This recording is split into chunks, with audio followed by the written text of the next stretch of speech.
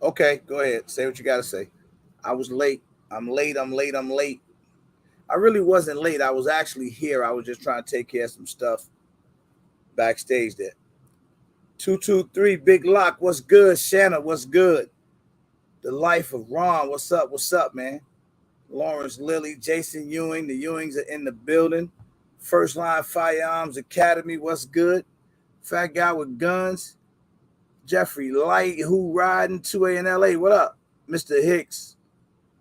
Tank and Real Deal in the building. My Fly family. Rodney Brady, New York City. Big Easy. James Wells. What's the word, brother? Joseph Harrison here. Coy, my brothers in this joint. Devil Row. What up? Man, I'm trying to catch everybody. Y'all make sure y'all hit the like button. We finna have some fun tonight. Nola Saint. Ramsey J. Goodness gracious, I'm late, man. JL Customs. Gun Camp in the building. Ghetto. Silverback in this joint, man. If I missed anybody, my bad. Jag, what's good? Silverback, I gotta get back. I'm gonna text you, bro.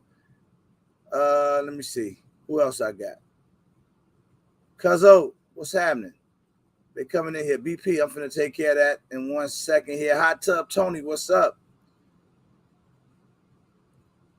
What's up, everybody? My bad. I'm so far behind, man. So I'm just catching up. Alpha City Gun Club, KO, Madman, what's up? What's up? What's up? I'm not gonna be able to catch everybody. I'm sorry, y'all. Mark Thompson, what's good, man? I try to catch y'all throughout the live. So do me a huge favor. Hit the like button for me. I'd appreciate it greatly. As you all know, we're gonna have a super dope night tonight. We got my brother Commander Dale Brown coming through, Detroit's own, Mr. Dust himself, Mr. Popularity, Mr. Controversial. So it's gonna be dope. I have one and only one simple request. And just simply out of respect for me, we're going to keep this live respectful because I know it's a lot of questions. You know, is it real? Is it not? Guns Out TV, what up? In the building, what's good? So there's a million questions out here. But what I am going to tell y'all is that I've met this gentleman. We done chopped it up for extended amount of time in person. And I'm gonna tell you, I think you're gonna learn a lot if you don't know. So we're gonna get to it shortly. Just do that. So, and my only other thing, no, this is not a question though. This is kind of a challenge to make things easier because I'm not sure if he's gonna be able to see all the comments. I'm not gonna see all the comments, but we are gonna post a link early. All right, tonight we're gonna post a link early. Bring my main man Zach up. What up, dog? What up, man? Ain't nothing. You sleep? Nah, just was giving everybody, saluting everybody. You know how I do. I bet. So, what we're gonna do basically What up, is Lulu? I'm gonna post the link out there early. All right. And JL, when what I up, man? post the link out there, this is gonna allow you guys after I bring Mr. Brown in and we chop it up and we talk a little bit, that link will be out there. And anybody that got any questions, you want to ask questions, challenge them, whatever you want to do, we wide open. Long as you're doing it respectfully. Lulu, what's Gunrilla, good? Howard So J, that's what up? all I ask. I OG. have no other requests. Just, woman to man, man to man, we be respectful. That's it. Simple as that. Nah, Ron. Where we at? Hold on, let me do something real quick.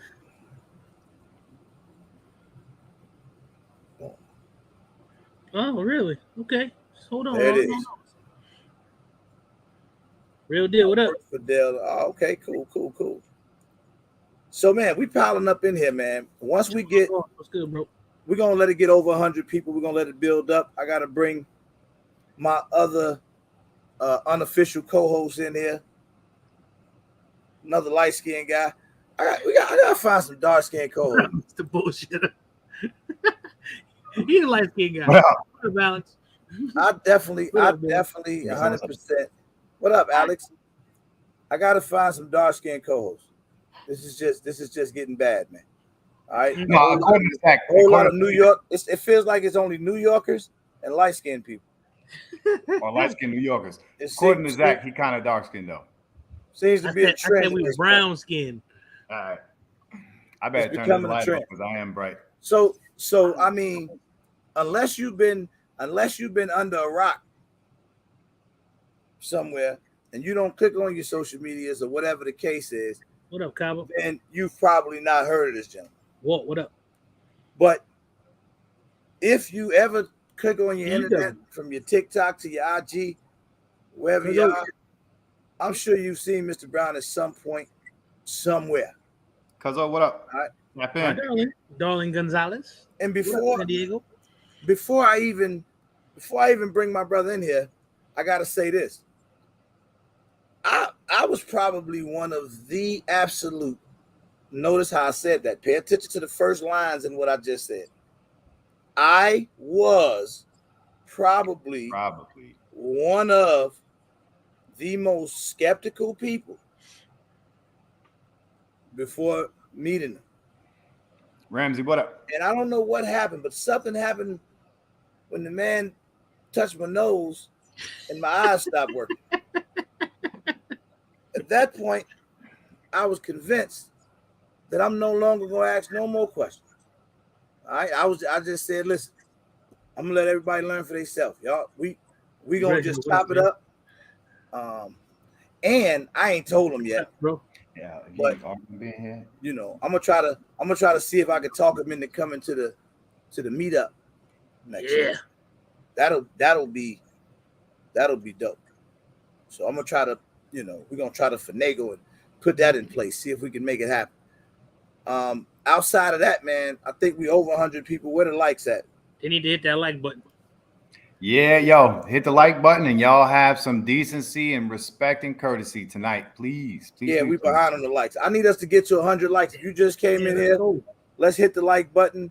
Skillionaire, Detroit in the building. What up? Early. Corner, Detroit in the building. What's up? Corey, what up? Brother Cabo out there. What up, Cabo?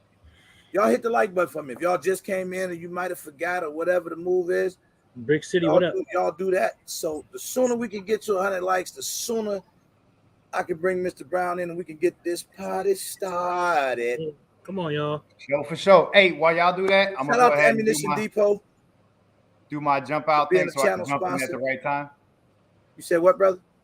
I said, while y'all do that, I'm gonna jump out so I could jump back in at the right time. Oh, okay. All right, brother. Hey, take it easy. What you must gotta go pee or something. I'm good. Go ahead. Listen, I'm gonna get out your business. Go ahead, man. Do what you gotta do. It's cool. You know, I gotta go poop. Johan, what up? Dirty dog. Right. Walt E, what's good, man? Yo, Johan, what's the move, my brother? What's happening? That's my dog right there. For like damn near my whole life. That's my partner. So look here, man. I'm just waiting on y'all. I'm just waiting on y'all to smash the like button. Hi, Howard. Okay, definitely Howard J. Appreciate you, brother. Oh yeah, Howard J. be having he got to get that bag, man. Mm-hmm. I don't know why you work. You seem to get everything for like free or you win it. What up, Joseph? Tactical Tina, what's good? You know? Indiana Jackson, what's up, man? All right, we still some likes behind. Let's do that. Yeah, we are. Let me see what else I got going on that I need to talk about. My mind is old. Oh, so the Range Day Roadblock, what up? video from Sunday is gonna drop tomorrow. Okay. Indiana Jackson, how you doing, my brother? Roadblock, what's good? How many people in here? How many trainers we got in here tonight? T. Randall, what up? Quilly, what's happening? Willie, what up?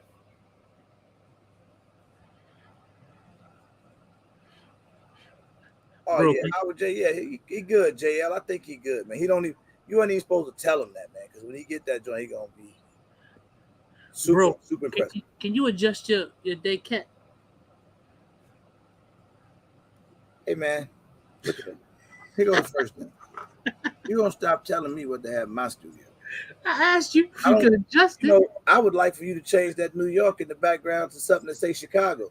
Watch me put Chicago up. Do that. Watch me put a Chicago up and put a small one right next to it. All right, man. David, Corey, what up? What up? Mr. Hicks, what up, man? A-Day, what's good? How we looking? A-Day, what's up, man? Let me see what we got going on now. We there yet? Come on, y'all. Y'all can. We 11 behind. Come on, y'all. We need 11 likes. We can do this, man. I'm just waiting on y'all. Why is it so hard to hit the like button? I don't know. It literally take a second. Like, don't knock that out. And I hope y'all got all your questions together. Hey, I be laughing, right? Because I've been watching. I watch the comments. I post a thumbnail. I be seeing. I want y'all to keep that same energy. We're gonna post the link. Click on that link. Come in here. Ask your question. C-Man, what up, Snob? By all means, whatever it is you're feeling. C-Man, what's the move? Solid Energy, what's up? What up, Solid? What's up, everybody? If you new to the chat, if you've never been in here before, and this is your first time, let me know. Be like, I'm new. I don't care how you say it. Just let me know. Say it any way you need to say it. We had 100. We had 100. We had 100? Yep. All right, it's party time then. We finna get this thing cracking, man. All right, Mr. Brown, I hope you got your makeup on because we about to go live, buddy. We about to bring him in, man. Yo, Demetrius, what's happening? Damn. What up, Demetrius? Hey, hold on, man. Same OG said my hands. He cracking jokes on you. Hey, man, damn same OG. My hand's cool, man. Ribbit, what up? This ain't about me. Ribbit, what's happening, man? What's happening? All right, here we go, y'all. We live. We going in. Uh-oh, showtime. What's going on, man? All right, how you doing? Oh, what brother, up, listen, I'm doing good, man. After that fall, that little tumble I took here in Chicago the other day. Appreciate you for that. Thank you for knocking me down. Free. But no, man, listen, brother, I want to say this to you. I appreciate you coming through, gracing us with your presence, man. Thanks, you are quite the celebrity, man. Hey, you are quite the celebrity, man. No idea this was coming. Man, and look, this was crazy because now we was out of Chicago. We were at a couple events together. We were at about 3 events together. Yeah. And man, I was really impressed, man, how the youth really like just flock to you. The celebrities. I'm talking about some of the biggest celebrities in the game, the Chance the Rappers, all the big guys, the Herbos, everybody's just coming up, just huge fans of yours. And I know that I was able to speak with you at length and learn a lot, man. You got a hell of a story, man. I would love to give you a couple of minutes to tell the people about yourself, and then I'll throw some questions at you, and we're just talking, have some fun tonight, man. Absolutely. All right. So go whenever you're ready. You tell the people a little bit who you are, a little bit about you, outside of what everybody gets to see on TikTok, IG, and so on and so forth. Yeah. So my name is Dale Brown. I'm the founder and director of operations for Detroit Threat Management Center and Detroit Urban Survival Training. And I suggest everyone take time to go and Google us so you can see what we've been doing for 27 years, protecting communities, protecting families for this amount of time, for almost 3 decades, and successfully creating safer communities and safer situations by keeping everyone alive and safe. And that started off in the east side of Detroit. And the reason I got started was a woman was chased off a bridge in 1995. And from that point forward, I thought the most important thing is that we train people to defend the community, to defend the families.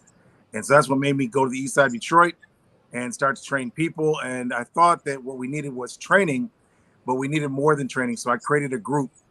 I got volunteers from the community. I got guys in the streets, females, and I trained them to protect the community. Starting in 1995, 96, we stopped all the home invasion murders that were taking place in our east side community, which is called Crack Alley, Holcomb, Agnes, East Jefferson. And as a result of helping the family stay alive, the rich people that own the buildings got richer. And as a result, those people began to fund my operation consistently. So it wasn't a one-off. It wasn't just 6 months. It became years. And as a result, more and more organizations, community service organizations, as well as nightclubs eventually found out that we create safety. And so we stopped the senior citizens from being attacked at grocery stores. Then it went to nightclubs, and we stopped the violent criminals from attacking clubs and destroying the clubs that we got hired to protect, because they would come in and destroy your entire club and take all your liquor and destroy it, and literally destroy your environment. So you would be forced to go to another nightclub. I didn't know it was organized crime, but that's what we were dealing with. And then there, we got hired for a organization, a company that was a $250 million company that delivers cigarettes to Detroit. That company was being hijacked since Axel Foley and Beverly Hills Cop 1. It's actually way before that. It was a big thing in Detroit, hijacking cigarette trucks. We stopped all the hijackings of cigarette trucks starting in 1998 till present day. So that's been a 24-year contract stopping hijackings of cigarette trucks successfully. And so we're very proud of that. But most importantly, we're most proud of the fact that currently we protect about 5,000 families here in Detroit in multiple communities, and we keep them safe. If you look at crimemapping.com, you can see there's no crime in our communities, and there's less crime in the most extreme community that we protect now, which is Palmer Park. And that's near McNichols and Woodward. And there's 26 buildings we're contracted to protect as of the past year and a half. And you have a lot less crime now than you did before. And you also have almost no crime in the other communities that we protect. So much so that it's ridiculous. So there's low. So the crime is so low that the people thought that the data was an example that we were telling people not to call the police when we force people to call the police. The reason why we tell people to call the police is for evidence of a crime or potential of a crime, so that we have records to prove there was a situation that was a legal matter, and that we also show we're not vigilantes, and that we're not ever usurping authority, and we only take action during exigent circumstances. And unfortunately, that's not that uncommon. So we have commonly taken into custody, criminals of every caliber, from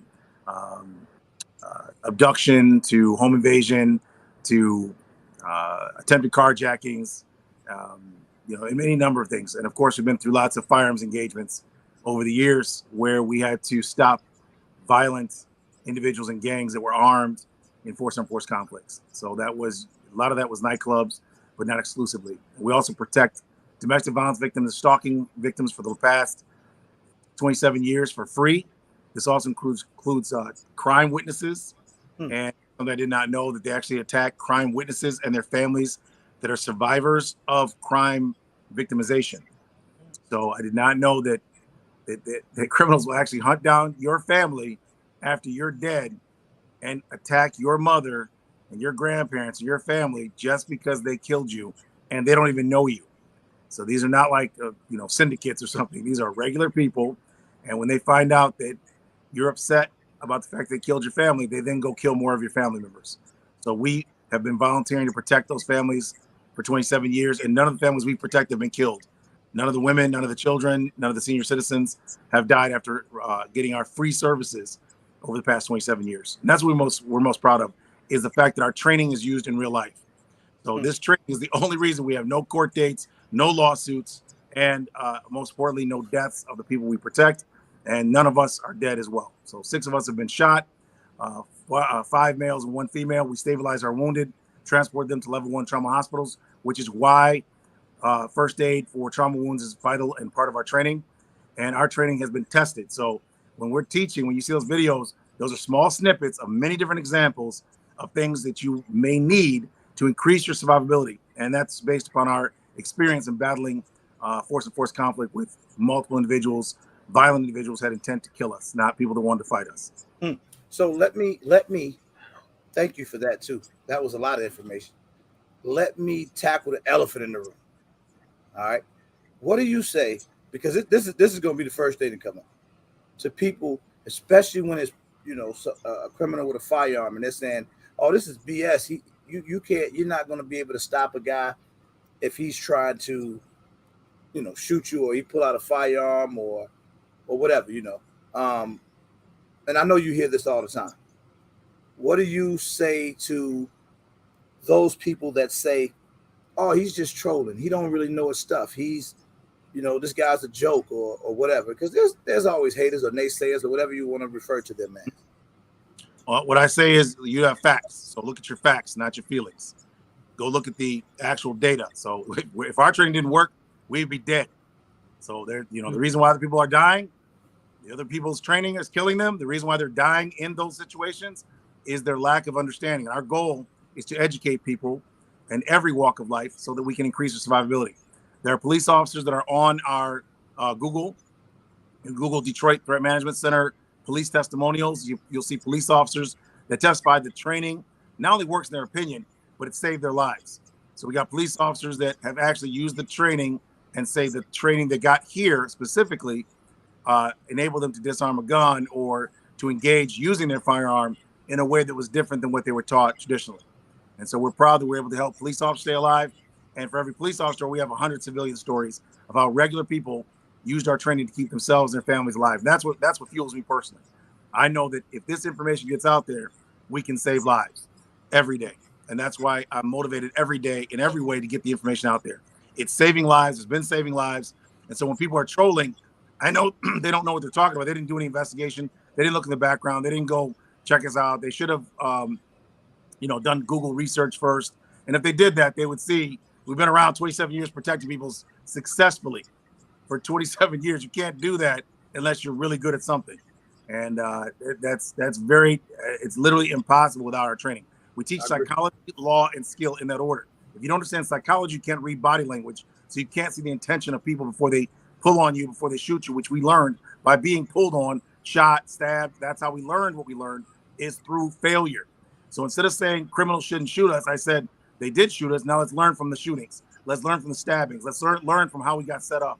And then let's take that learning and teach others and teach ourselves how to do better. And that's why we were able to stop a lot of things from happening. And that's how we've been able to evolve, was by learning every day and making sure that everything that we do wrong gets corrected immediately. And we train constantly. So it's the constant training that is the key and the evolutionary mindset that's vital. So we don't do anything traditional. If it doesn't work, it doesn't work. We stop teaching it, we move forward. So everything that we had, because I'm accountable. So at the end of the day, I cannot tell someone to do something. I cannot show them something and then it's just not going to work. That just can't happen. And if I did that, then my team members wouldn't have survived. And of course, they wouldn't obviously not come back to work the next day if they knew the training did not work. All right. You answered that great to me. Are you from Detroit, from the Detroit area? I'm from the Detroit area, outside Detroit. I'm from Ann Arbor, which is a college town. So I came here in 95 and 94. And I thought this would be a great place for people to learn self-defense, because growing up in Ann Arbor in a college town, we're basically told through the media that Detroit is a place where, dystopia happens. It's very violent. It's horrible. And people are dying all the time and they're being shot and killed all the time. And it's just a very violent place. And the truth is, it's just a bunch of families that need protection. There's nothing vile or violent, except you have a lot of people in a small space and we're lacking protection. And are there psychopaths? Of course there are. They're a small group though. The majority of people here are good families, good people trying to live a good life. And if we protect the people here, we can have a great life, just like we can do that in Chicago, New York, LA. And that's our goal, to train people everywhere so we can show them how we do this, how we create safety safely. Now, so when you go to, because you travel a lot, when you go to other cities and you're in the hood, like you was in the hood with us in Chicago the other day, yeah, you seem pretty relaxed and comfortable in those environments, in the trenches like that. Absolutely. So I could tell you'd be around it. You didn't look like you were out of place at all.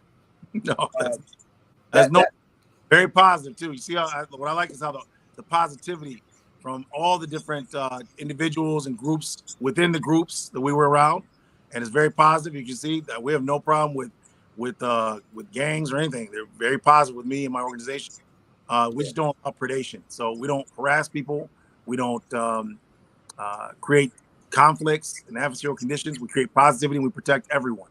So if an individual's getting attacked, we don't know if he's a good person or bad person. Our goal is to stop them being attacked, period, and then stop the violence, and then get them adjudicated by getting police involved if necessary, so that they can have justice. People can have justice.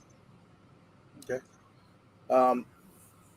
So a question I have, and I don't know if anybody else is going to even have, be able to come in here and ask questions, but I want to ask it. Scenario. Somebody, comes up to me and they draw a firearm out on me. Now, I'm going to tell you, I'm going to be honest with you. Even though, I'm from where you were, and my response has always been, somebody got a drop on me, I'm going to take that L and just try to get home safe. Right?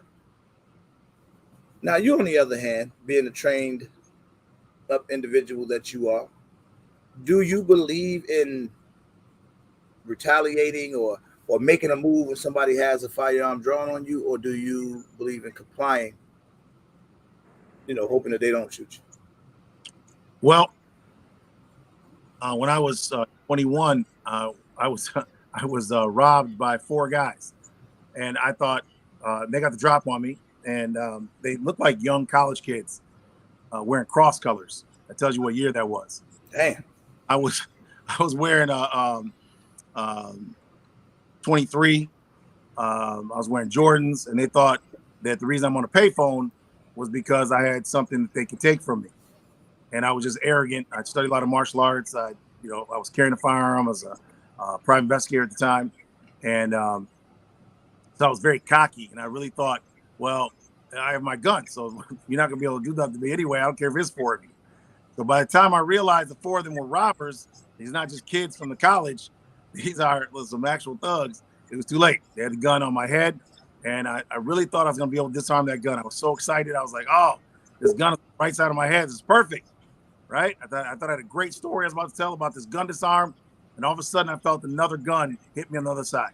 Ooh. And I was like, wow. I never thought about that. Someone could. I was doing gun disarms back then, but I was only doing 1 gun disarm, not 2. So I was like, oh, well, I'm just going to have to do what they say. So everything was going, and I was, as they were taking things from me and we're talking, by the way, they're talking to me the whole time. They're not sitting there quiet, focusing on not being gun disarmed either. So as they're all making demands of different things from me, one finds my weapon. My weapon actually flipped up under my arm because I put my arms up and I had a shoulder holster on. So my gun flipped up because I had no belt on, so it flipped up under my armpit. And then I thought they're gonna miss the pistol, and I'm gonna be able to shoot them as soon as they back away from me. I'll be able to take them out, right? Finally, the guy got my pistol, and then I was like, "Damn, they got my pistol, they got my everything, right? I had a taser at the time, a stun gun at the time, and they got everything." And the one guy says, "Get out of your shoes, take your shoes off." I was like, "Okay." So I started to step out of my shoes, and I was like, "Hey, man, look, you guys got everything." He's like, "Get on the ground." So they started to back away. And I noticed right before that happened, the guy who took my gun put it to my chest. And because it was broken, my magazine release was broken. And I actually had a little piece of tape at the bottom of it. And it was like a Beretta style Bursa. And it was taped at the bottom. And if you didn't push it in and turn the safety off, it won't work. In this case, the magazine dropped to like 1/4 inch, which causes the weapon to go into a safe where the trigger won't move. And that guy was literally pointing the gun in my chest while my hands were up. He's pulling the trigger. And I wasn't noticing at first. He was actually trying to shoot me with my own gun. And I was looking at him, I said, "What are you doing? I gave you everything." And this guy started to back away. The other guy started still talking to me.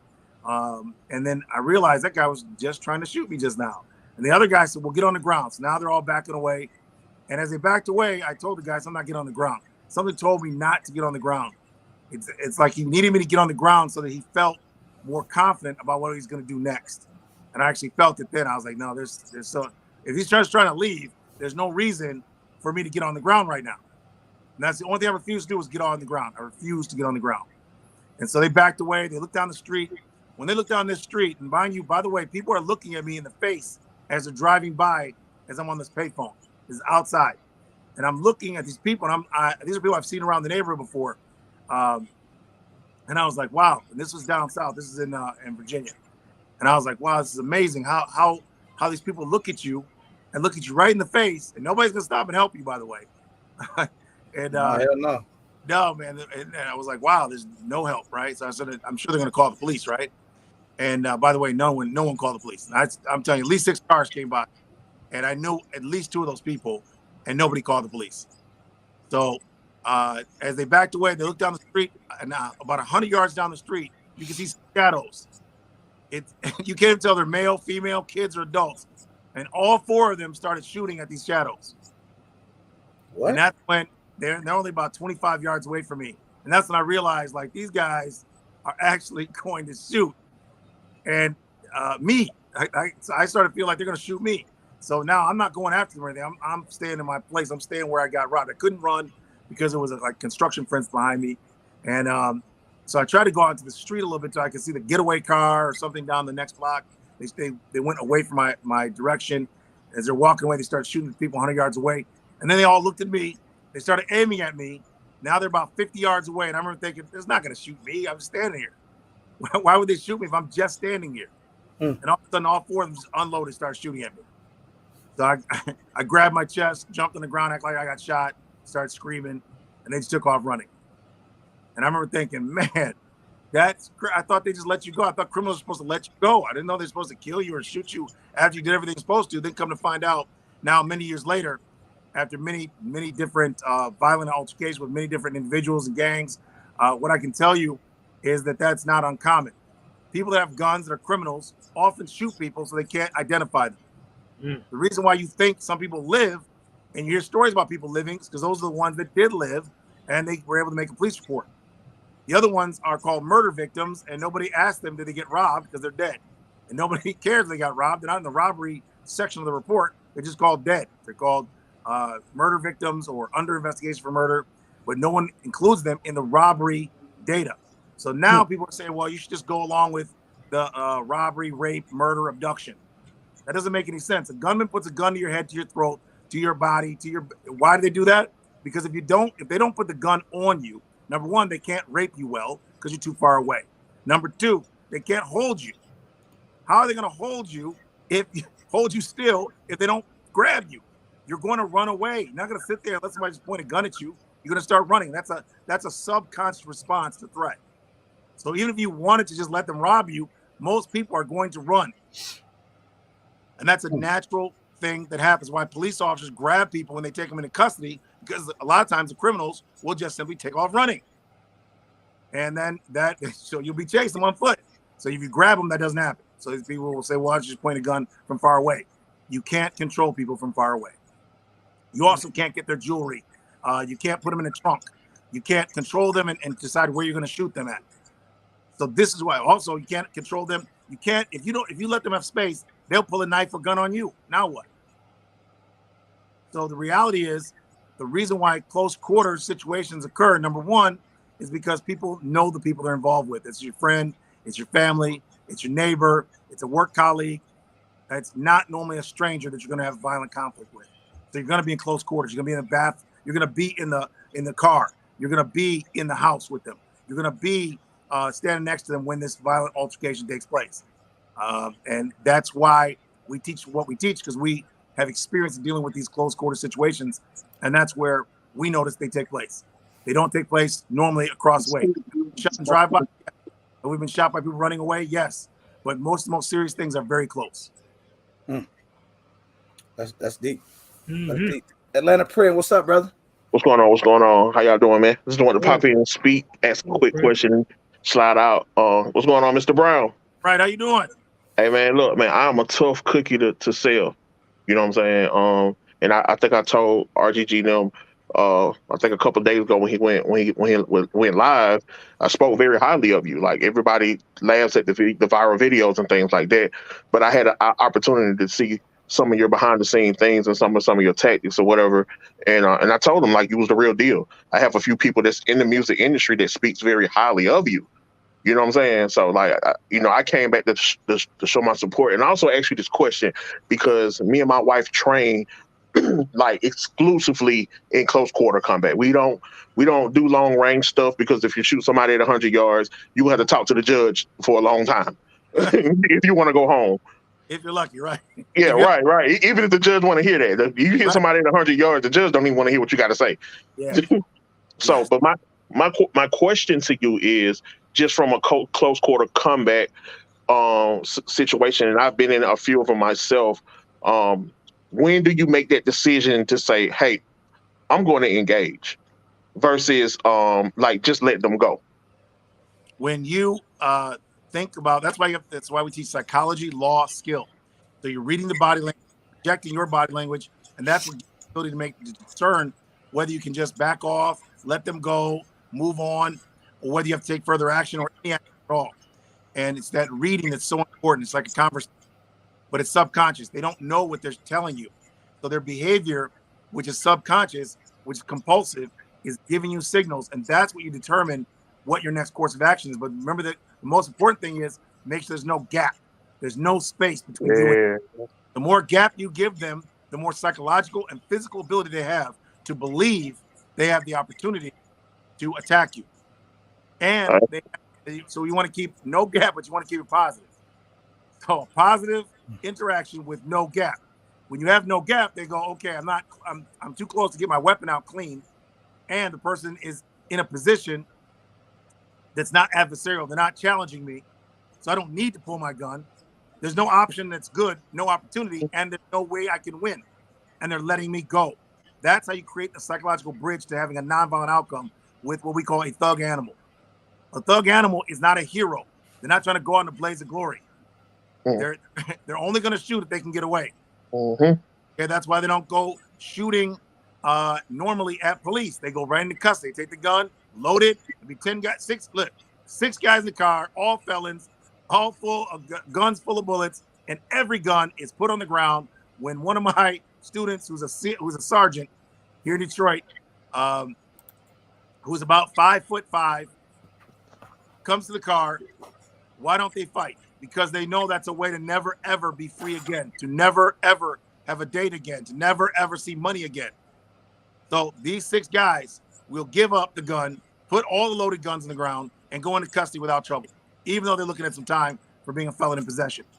It's crazy that you said that. That's crazy that you said that because last night my wife just said, "Hey, baby, we need to work on our hand-to-hand combat." Like she said, I'm glad that we have our weapons, but she said, I would feel more comfortable with learning more hand-to-hand combat. Like, so it's crazy that you just said that. Absolutely. Remember this about guns, too. They don't stop people. What stops people is hypovolemic shock. So when you shoot, remember, they're not going to stop you if they were attacking you and your family. So they're going to continue forward. They're going to continue the aggression. You're going to have to wait for the hypovolemic shock to take place unless you got the medulla shot. And in that time period, that's where a lot of bloodshed takes place on both sides. That's why we teach the techniques we do, so you can stop their aggression, control their movements, restrict their movements, and reduce the number of bullets or stab wounds you receive. If you receive any, we want them to be the least number of bullets in you and your family, the least number of stabs in you and your family. You told me something when you and I were talking about gunshot victims shot by handguns. That there was a particular percentage you gave me. Can you expound on that a little bit or tell the people that? 8 out of 10 people that get shot by pistols are alive. They stay alive. They don't die. 8 out of 10 people are going to live because you're shooting a pistol, and pistols shoot at less than 2,000 feet per second. And that's where a long-term wound cavity comes from. So what you want is, if you wanted to stop a human with a bullet, you want to use You want to use frangible ammunition to create a very large pocket, to create internal damage, right? To create bleeding. That's what's going to cause the stop. So when you have a higher powered round, for example, you have overpenetration, you have a tunnel, you have a small space, that's not going to stop a person 9 times out of 10. They're going to keep being functional. And so what happens is, and I ran into this myself, I thought that when people get shot, they stop. That's just not true. Not when they're actively doing something. So now if they're just sitting in a car, standing there, not doing anything aggressive, they're just, trying to mind their own business, and you shoot them, yeah, they can stop. But if they're actually aggressing on you, you can expect them not to stop just because you put bullets in them. And of course, their commitment is also vitalized. Like psychologically, how committed they are to killing you is also going to be determining how much bleeding is going to take to stop them. So you can demotivate them if they believe they're dying, if they believe they're supposed to stop. But if they believe they have to fight you to protect their family, for example, they're going to be a lot more motivated than another person who's just thinking, let me try to get away, or let me resist a person who's trying to shoot me or something. So the level of commitment to violence is going to determine the level of fight in the person who's getting shot. So there's an 80% chance of surviving getting shot with a pistol? Oh yeah. So all of us are alive, and I was shocked. And one of my team members, she got shot by 7.62 by 39 through the AK right through the hip, standing next to me in a drive-by. So I pushed her head down. All the rounds went over her head and in front of my face. And I've never stood in front of a rifle, obviously, ever before that. So I did not know that for 15 feet there is a giant burst of carbon. Yeah. Yep. And it will hit you in the face like imagine being at the beach. The way I can explain it is it's like getting someone taking sand in their hand and throwing it at point blank range right in your face. That's exactly what it feels like. And that felt like the bullets coming in front of my face. And then my face told me the brain, which plays games with you under extreme stress and duress, your brain begins to see things differently. My brain started thinking the building, which was pieces of the building were hitting me, the building became my threat. So I started looking at the building. As I pushed her head down, the rounds came in front of my face. The building was hitting me, so I turned towards the building to attack the building. Because my brain told me that because I trained to attack my attacker. So since the building is hitting me, not the bullets, my brain says attack this building. So I can't figure out where That's wild. what is going on? What are I kill the building? Right? And you can't shoot back in the crowd. It's in our drive-by situation where this female got shot. We've been through multiple drive-bys, but this one was actually one where we got impacted. Normally, we are either not impacted in a serious way, where we have to, go to the hospital, or where we are able to evade all the rounds. And in this particular situation, she was shot. It was broad daylight. Cars were everywhere. It was in 2000, and it was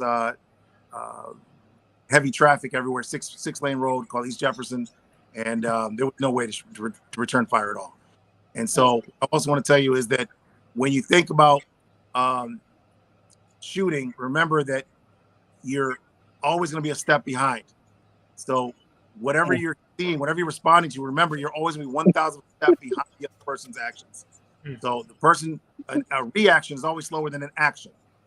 So that's something to always remember when you're thinking about using a firearm or your hands in a self-defense situation. Hey, Mr. Brown, somebody said you beat up the building, man. Yeah.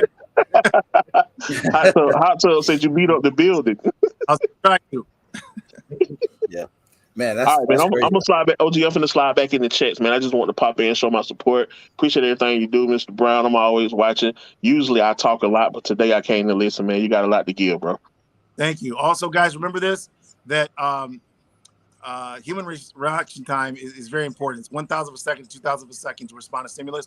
But also remember this, your subconscious decisions are 20 milliseconds. Your conscious decisions are 40 milliseconds. So whatever your subconscious response is to threat, that is fight, flight, or fear, those are your three responses. And you can train your responses in. If you train to work on how you're going to respond to subconscious fear, you can do that. You can program yourself. That's like when I jumped out of airplanes and helicopters, I had to be reprogrammed because I don't jump out of airplanes and helicopters normally. And I'm not a daredevil. I'm scared of heights. So the only way that I was going to go out of that aircraft is if you convince me through training, through cadence singing at airborne school, and through reprogramming consciously, was able to subconsciously program my mind to not refuse to go out of the aircraft door. So you have to program your mind to respond to stimulus the way you want it to under threat conditions, which means that when you're shooting at the range, you should always be shooting a threatening target. So that neurologically, you're training your brain to only shoot a threatening target. Every time you pull the trigger, it should be because there's a threat in front of your barrel. If you're training, not for sport, but for survival.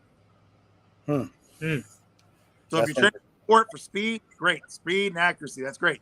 But if you're training for sport, the most important thing to do is train for discernment. You must be able to discern whether or not there's a threat before you can discern before you can decide to shoot or shoot accurately or shoot quickly.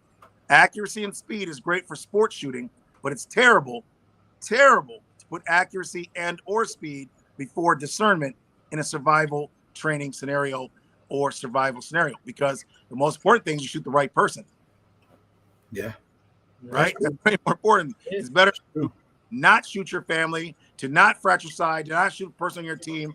It's better to not shoot them at all than to shoot and wish you hadn't shot because you shot so fast, so accurately, you thought something, and then there's a negative consequence.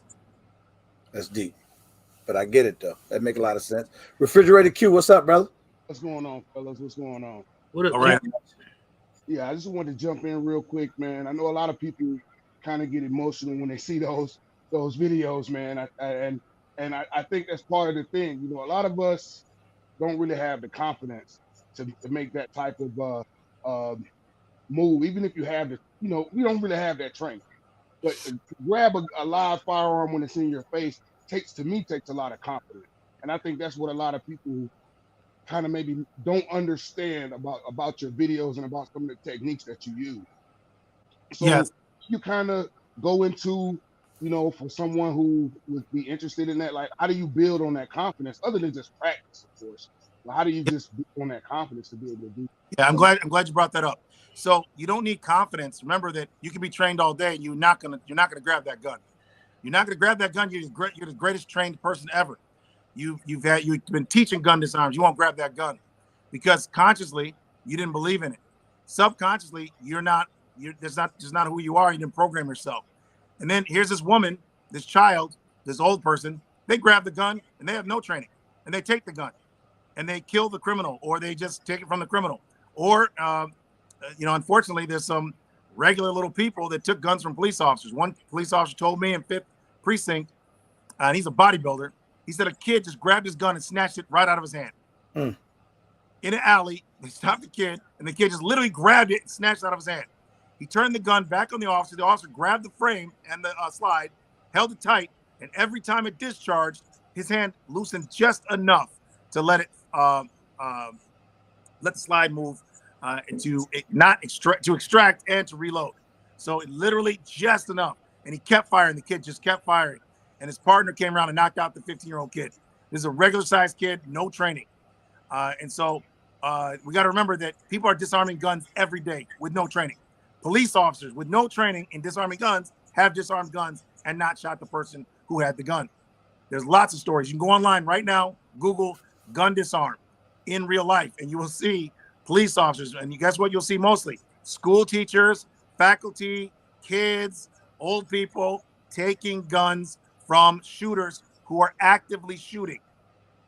So one of which is historically FDR was Theodore Roosevelt was giving a speech in Miami, and a librarian, this is like I think it was in the 30s, a librarian, while the guy was shooting into the car, almost killing the president, she grabbed the gun, pointed it down, and saved everyone.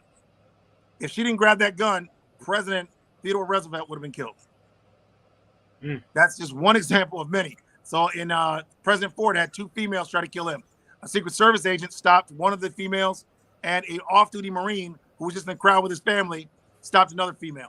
In both cases, they didn't hurt either one of the females with the guns. They took the guns, no problem, and that was not part of the training. That was just something they wanted to do to save lives. I'm sorry, Secret Service does train for gun disarms. And I think they always did. There's been countless school teachers, faculty that have disarmed, taken down shooters, school kids in cafeterias with no training. You can go online and see them. You can go on my website. You can go on my Detroit Threat Management Center YouTube, and I actually uploaded a bunch of examples of gun disarms by people with no training.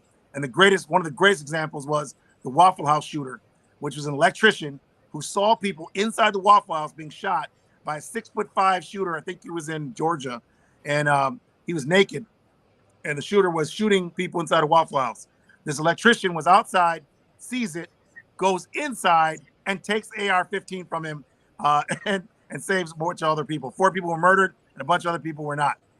And as far as people saying comply, they don't understand that gunmen kill people all day, every day. Thousands of men, women, and children died last year complying. and then they were dying. Why? Because according to the FBI, to increase your survivability, you must resist an attacker.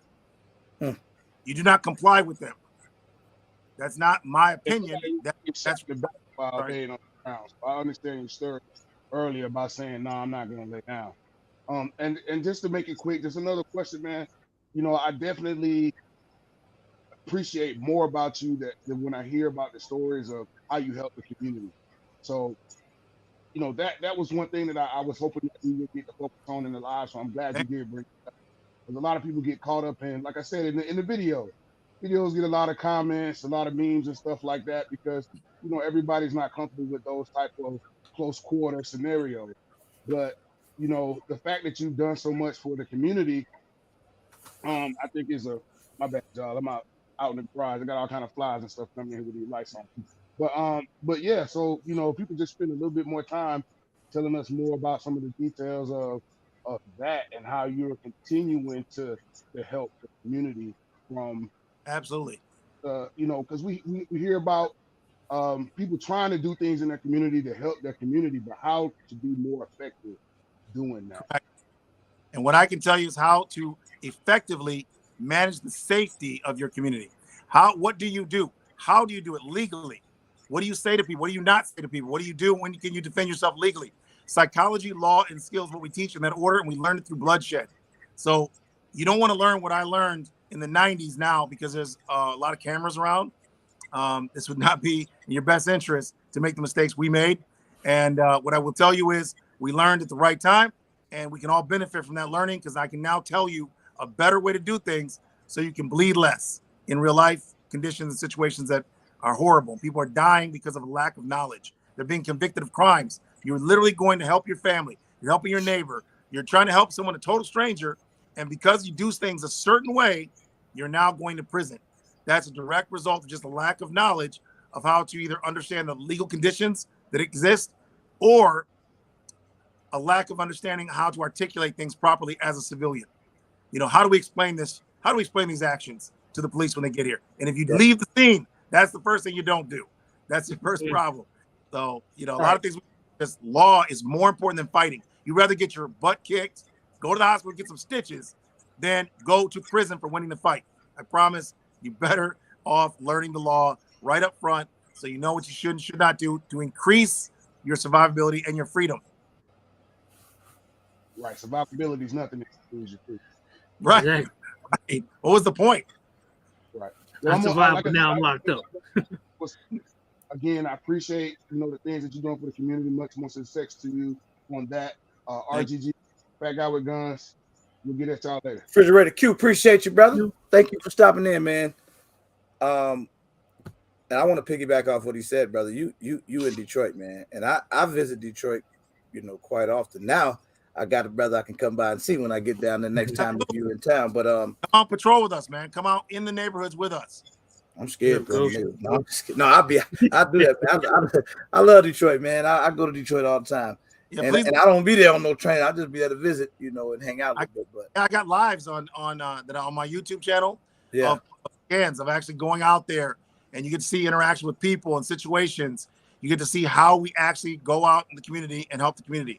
There are live scans on our YouTube channel, Detroit Threat Management Center. If you go look at that, you can see us out there in the middle of the night. You see me out there and see what I do and how I do it and how we create safety safely in the inner city neighborhoods, which we can do in Chicago, New York, LA. And it's not something you do instead of police. You do it with public safety in mind, and you do it and you understand how the police can be helpful and how you can be helpful to the police at creating safety for your community. So you have to work together with your law enforcement institution to create safety legally and safely. But there is a way to do it. And it does not include incarceration. It does not include harassment. It does not include creating conditions for people to get arrested. We use psychology, the understanding of law, and the skills to create non-adversarial interactions for non-violent outcomes on purpose, by purpose. Interesting. Now, same OG I see. I'm about to bring you in, brother. But I do want to say this. We're almost, about an hour into the show. I want to, if anybody out there have any questions, I'm posting the link Feel free to click on that link and come in. I still see some non-believers, a few few comments here and there. Black Rambo, what up, dog? My brother right there. What up, Black? Rambo. You guys want to come in, say what you got to say. Don't put it in the comments or in the chat. Be like me. Come in and ask what you got to ask, man. Right. You know what I'm saying? Come in, keep it a buck. Everybody say what's up to Rambo in this jump. All right. Rambo. Same OG. What up, OG? What's happening? What up, brother? How you feeling, man? Zach. Oh, I'm good, man. Out here grinding. Mr. Brown, what's happening, homie? All right, how you doing? I'm doing all right. I got one question for you, though. I noticed that, when the memes started popping up all over social media, everybody kind of started taking it as a joke or whatnot. But, I also seen a transition where, you kind of started to kind of capitalize and come into the meme. So how did that make you feel initially? Well, initially, since I was used to the real world, I wasn't really into the internet. I responded in a way that was not very appropriate for the internet and cussed out a bunch of kids. So once I realized a lot of these people are 12 years old, and then I realized I shouldn't be talking to them in the first place and cuss them out. Right. Hey, click that link out there, Rambo. I'm posting it. I'm in my 50s because if this would have happened when I was in my 30s, I've been going to people's houses, I'm sure, because I was nowhere near mature. I'm mature now, so I can handle it. But for sure. My thing is, I was always very direct. That's how I manage issues. When people had an issue, I go quickly. Right. So we can just nip that in the bud, quick, hurry. Right. And then I build the case right there on the spot. And so now the new me in this meme era has to remember this is joking. They was joking. Right. They just right. Wrestle with you or something. Right. So I needed to change my mindset and have fun with this. And that's why it was good therapy. One thing I had to learn how to not be so serious because I was in bloodshot. So I had some trauma I was dealing with. Some trauma, mental trauma from being responsible for 2 years with no days off on my staff, and I take care of their family, deal with kids and all kinds of things. Hey Rambo, stop making all that noise, man. I'm coming out, man. I'm sorry, man. When you deal with gunfire and bloodshed, and you're directly accountable, responsible in the intermix of it, right? So it's really serious.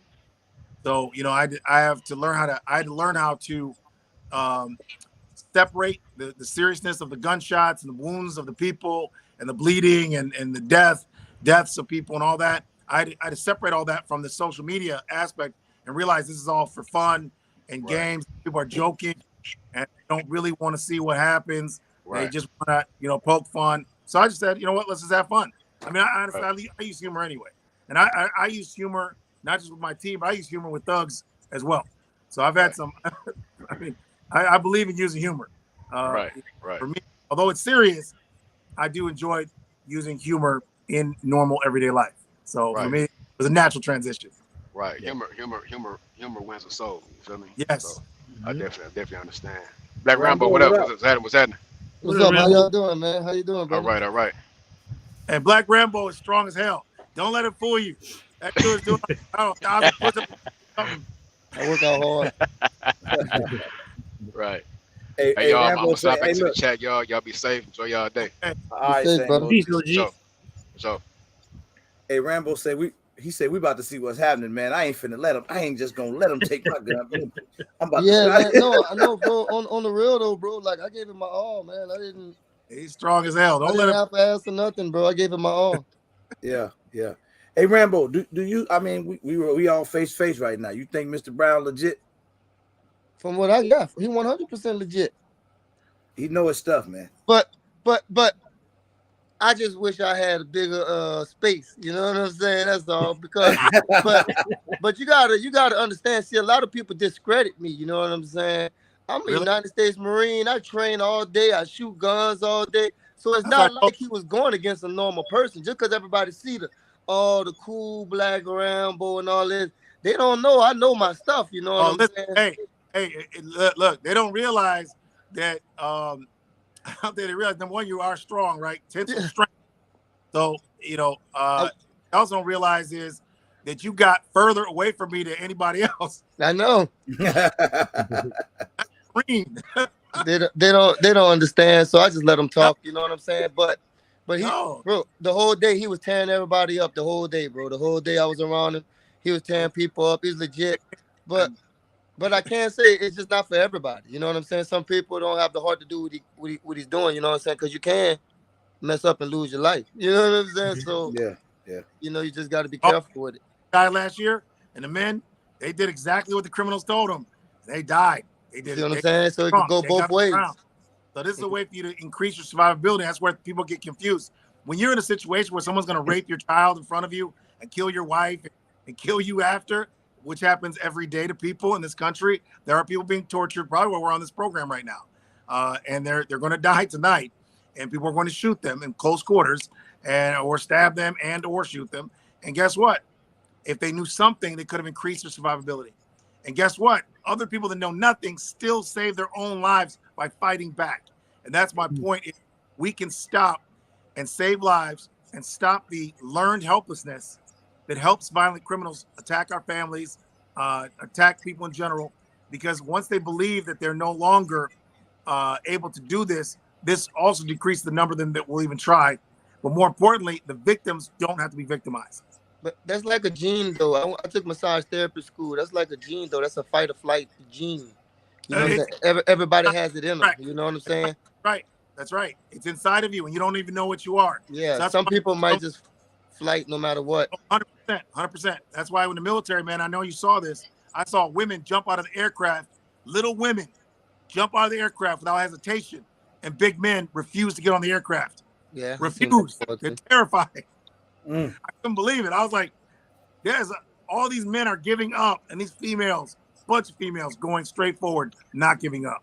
And that's when I realized that it's not about size or strength and all those issues. And then, of course, you know, I had a lot of violence and bloodshed, and I had team members are male, female. What I can tell you is I had females that would stay, hold the ground, fight, when some men who were supposedly tough would take off running.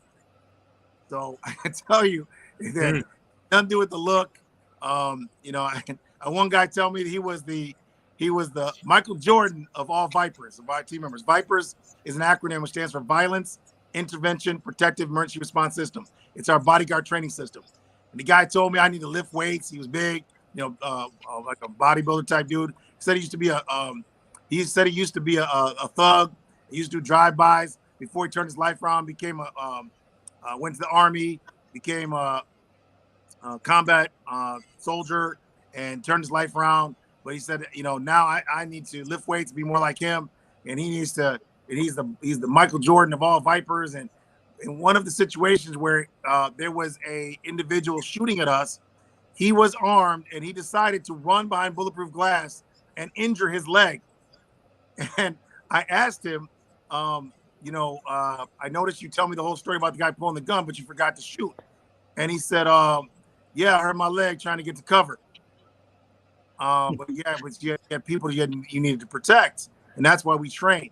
And this particular individual liked to skip his firearms training. At the time, that was something he liked to do. So he believed that weightlifting and having a history of being street oriented would help him. And then when in situations that did not work out. So that's why I learned a lot about psychology through you know, thousands of incidents over the past 27 years of having people on my staff.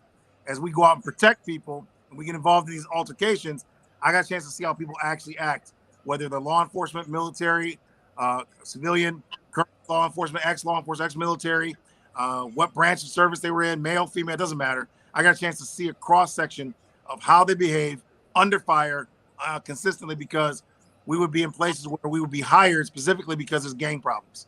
So we wouldn't, you know, normally you wouldn't hire us for non-violent situations. So we had real responses. What happens when we strike someone in the skull out of your weight class? When you elbow strike them, when you drop their head on the concrete, when they drop your head on the concrete, when there's 10 of them and there's only 5 of you, when there's 40 of them in Southwest Detroit, much larger groups over there. Well, look, fellas, I just wanted to stop by and show some love and tell everybody, hey, how y'all doing? You know what I'm saying? You know what I'm saying? Because me and old boy went at it. You know, we had a good time. So you with the gray. me and you, we cool. We cool. What up, But Rambo? you see that dude? You see that dude with that hat on, with that other black hat on? I promise you, you're gonna have a video of me busting his tail because I got it out for him. I got it out for him. See you when I see you, chump. So I'm gonna let y'all go, man. Y'all take care, brother. Man. Y'all take care. I got it out for you, RGG. It's going down. All right. Yeah, I called Rambo out. I told him I was ready for him. He said he ain't gonna let me live that one down.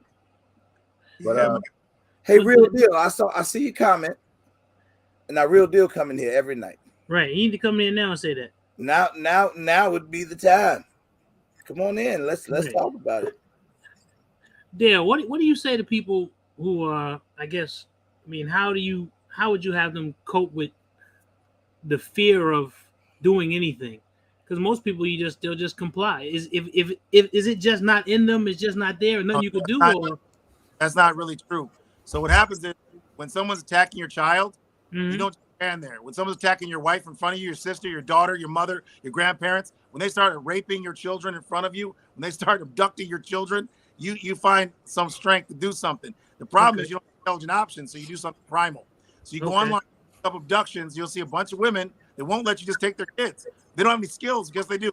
They grab one of their kids, just pull on them. They fight for their life. They fight for their kids. They don't know what they're doing. They just try.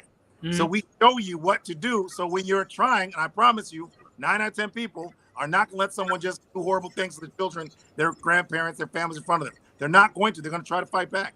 The difference is with our knowledge, with just even watching a video one time, you're going to have some idea of some intelligent thing to do. And what your brain's going to do under stress and duress, it's going to reach into its toolbox. So think of your brain as a toolbox and think of the challenges you come across as different projects. If all you have is a hammer, that's all you got. You got different tools. You're going to try to use them. So we want to give you so many ideas that you have intelligent options. So when you come across any situation, your brain will reach back in the toolbox, say, oh my gosh, let me try this. Let me try something to protect my family. Okay.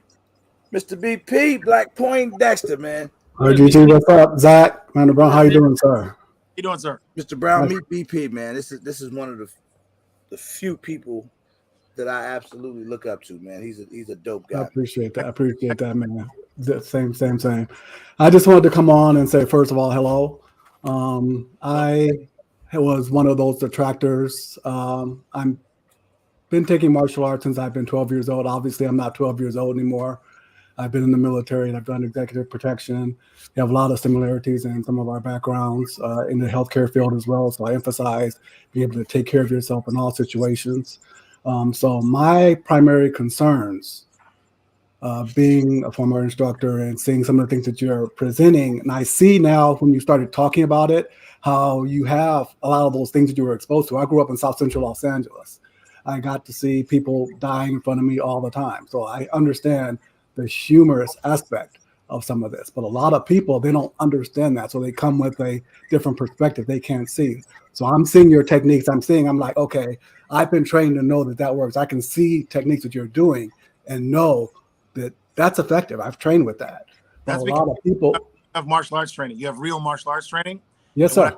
But I don't think I didn't realize this. I was wondering why people are doubting a lot of these techniques because they're basics. I mean, a lot of things that they're doubting, they're like, that doesn't work. They've never tried it or never been in a situation to try to train with that or be exposed to that. You're not offending me. That's not my technique. I didn't make that up. That's from Korea, Chinese background, and China. All those things just criticized in that video is used in martial arts, various martial arts from Korea, Japan, and China. Yeah, so, I see it all. I see the techniques. They're there across different disciplines.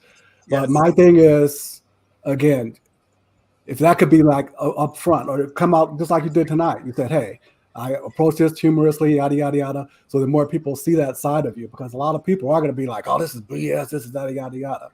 So I understand the humorous aspect of it because you also attract more bees with honey than with anything else. So you get people to listen and come at you, then you can start teaching. You know, those are teaching techniques, educational techniques that, you know, you develop over time. So I appreciate what you're doing. I like that community aspect. We've done that as well. So keep doing what you're doing. People need to understand that these techniques can work, but you have to have that warrior mentality. I like how you pointed that out as well. Yes, well, And a lot of people are saving themselves out of desperation, and the fact that they have internally decided they're not going to let you rape their child and take them from them. exactly. Not going to let you take their wife, their girlfriend. They're not going to let you take their grandparents out of the house. They're not going to they're not going to do it. So You're not going to be a victim. And when they fight you, they, unfortunately, they're using primal feelings versus actual strategy, and that's Exactly. where, often, people end up fighting and getting unnecessarily injured, or failing simply because they just didn't know intelligent options. Exactly. And so, imagine trying to use the same techniques that somebody used and they lost their last fight, and they're teaching you how to use the same techniques they lost at, but you're going to fight someone out of your weight class. You're going to fight somebody with no gloves on. You're going to fight somebody on the concrete. You're going to fight someone who wants to kill you.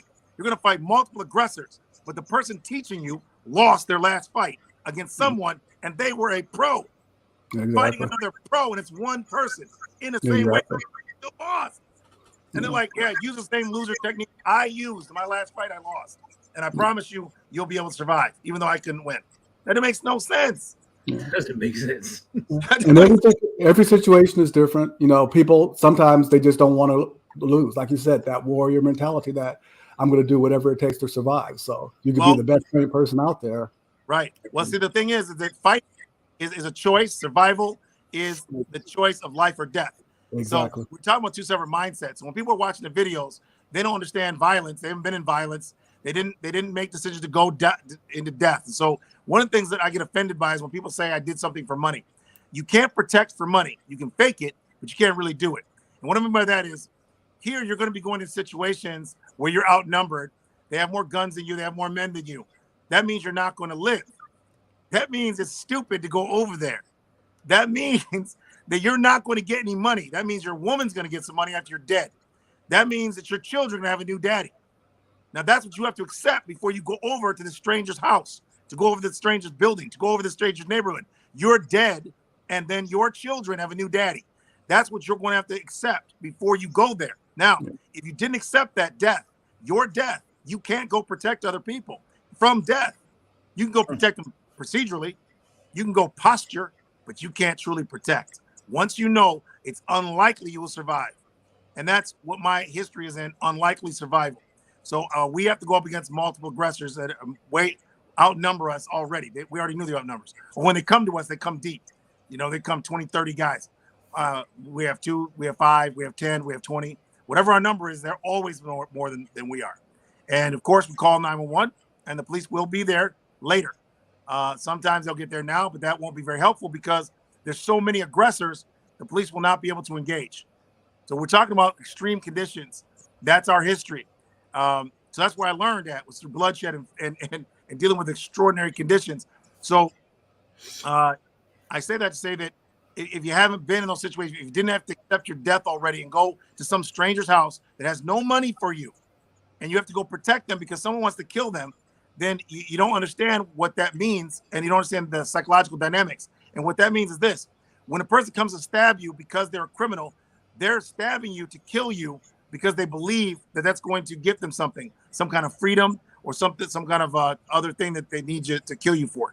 If they feel as though there's no way to kill you and gain, they're not going to do that. There has to be some kind of something they're going to gain, freedom or money, or stop you from doing something they want you to stop doing. And so that's why you have to create the condition in their mind that the best thing for them to do is to get going, to leave. That's how you alleviate or let's say that's the bridge you build psychologically. So they believe that the best thing to do is for them to de-escalate themselves and to move on so they can actually see girls again, have money again, and not die here today.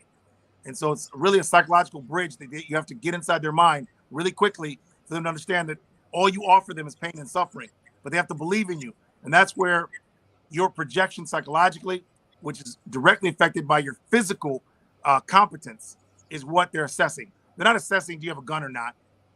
That's the initial thing. But really what they're really assessing, because you have a gun, and we've seen this, unfortunately, on many occasions. You have a gun and you won't pull it out if you think the guy will kill you. If you believe this person in front of you will beat you to death, you're not even going to be able to get the gun out. Your brain will tell you, I can't pull the gun out. So that's why Zimmerman, who was attacked at a bar in Florida, got his nose broken, and the biker said, come outside so I can kill you. And Zimmerman never went outside. Why? Why didn't he pull his gun? He had his gun on him. Why wouldn't Zimmerman pull his gun and protect himself from a man who just broke his nose and said he's going to kill him when he comes outside? Because he knows that biker will kill him. Now, so how do you get people to the mindset, to the understanding that, you know, violence has to be met with violence, but how do you get them to the understanding that to be in the situation, whether or not they are even capable of that, so they don't get into a situation over their head? Violence is not the key. Violence is not the key. That's from our Sometimes TV it is. So Sometimes it is. Yeah, sometimes. Very rare, though. When you get to a situation like when you were attacked, when you were confronted with people, say you were in a situation before they got the drop on you, sometimes that is the answer. But not everybody can do that. Not everybody can pull that trigger. Yeah, it's very rare. It's very rare that the violence is actually the solution for violence. So it's really interesting because we're taught that, right? And that's what I learned. It took me 27 years to learn that.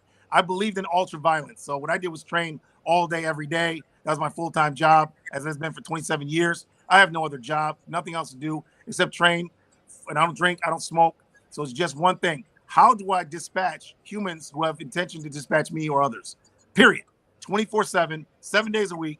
And what I learned years ago was, number one, the more we believe in something, such as violence, the more violence we create.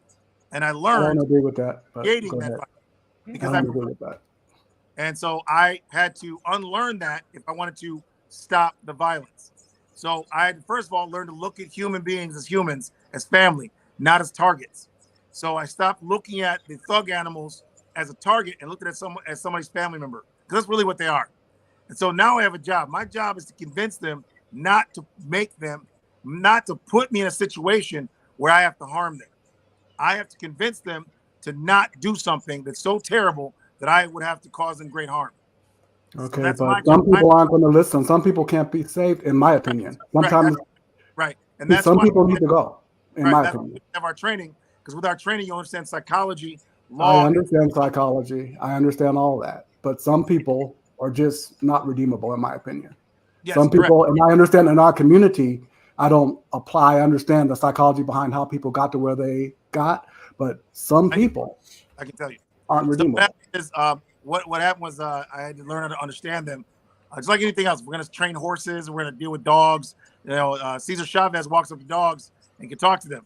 So he can whisper at them, right? The dogs I would never walk up to. I'll put that dog down in a minute. But Cesar Chavez will go up there and talk to the dog. Next thing, the dogs are friendly. So I learned how to do that with human beings in general. It doesn't matter where they're from, country towns, cities. Human beings, 9 times out of 10, there is the extraordinary other issue. There are extreme issues where there is no alternative for violence, right? But that's very, very rare. With proper training, you can cultivate the outcome that's nonviolent if you understand how to create that psychological bridge. And it's very difficult, but if you don't understand it. So what you have to do is very simplistic, really. Join, mirror, placate. So you join that person's side, you mirror their behavior, you placate. And also by being close to them and on their side, you literally create a non-adversarial interaction for a nonviolent outcome. But the first thing you have to do is love people if you're going to protect people. So if we don't love people, if we have hatred, if we have violence is our motivational factor, dominance, if we want to dominate other humans, which is our natural inclination to have power and control over others, that's your subconscious psychological drive that all humans have, power, control over others. So if we don't know how to manage that issue in terms inside of ourselves, we don't understand how to communicate properly with others in order to de-escalate them in a way that's in the best interest of everyone involved. And that's why I love martial arts. That's why I've taken martial arts, because it teaches you to be on that path, to understand that violence is not the ultimate answer, but that sometimes you have to use violence in order to handle a situation. So it's never the preferred answer, but it always has to be an option in the case that it's needed. And when you do it effectively, efficiently, as quickly as possible, with overwhelming force and violence to handle that situation, you do it accordingly. So that's why I say sometimes that is the answer. But that's why I also go back to, it's a training issue. It's a path that people have to be on, psychologically, physically, spiritually. Well, I'll share this with you. You need to look at that same person as your family.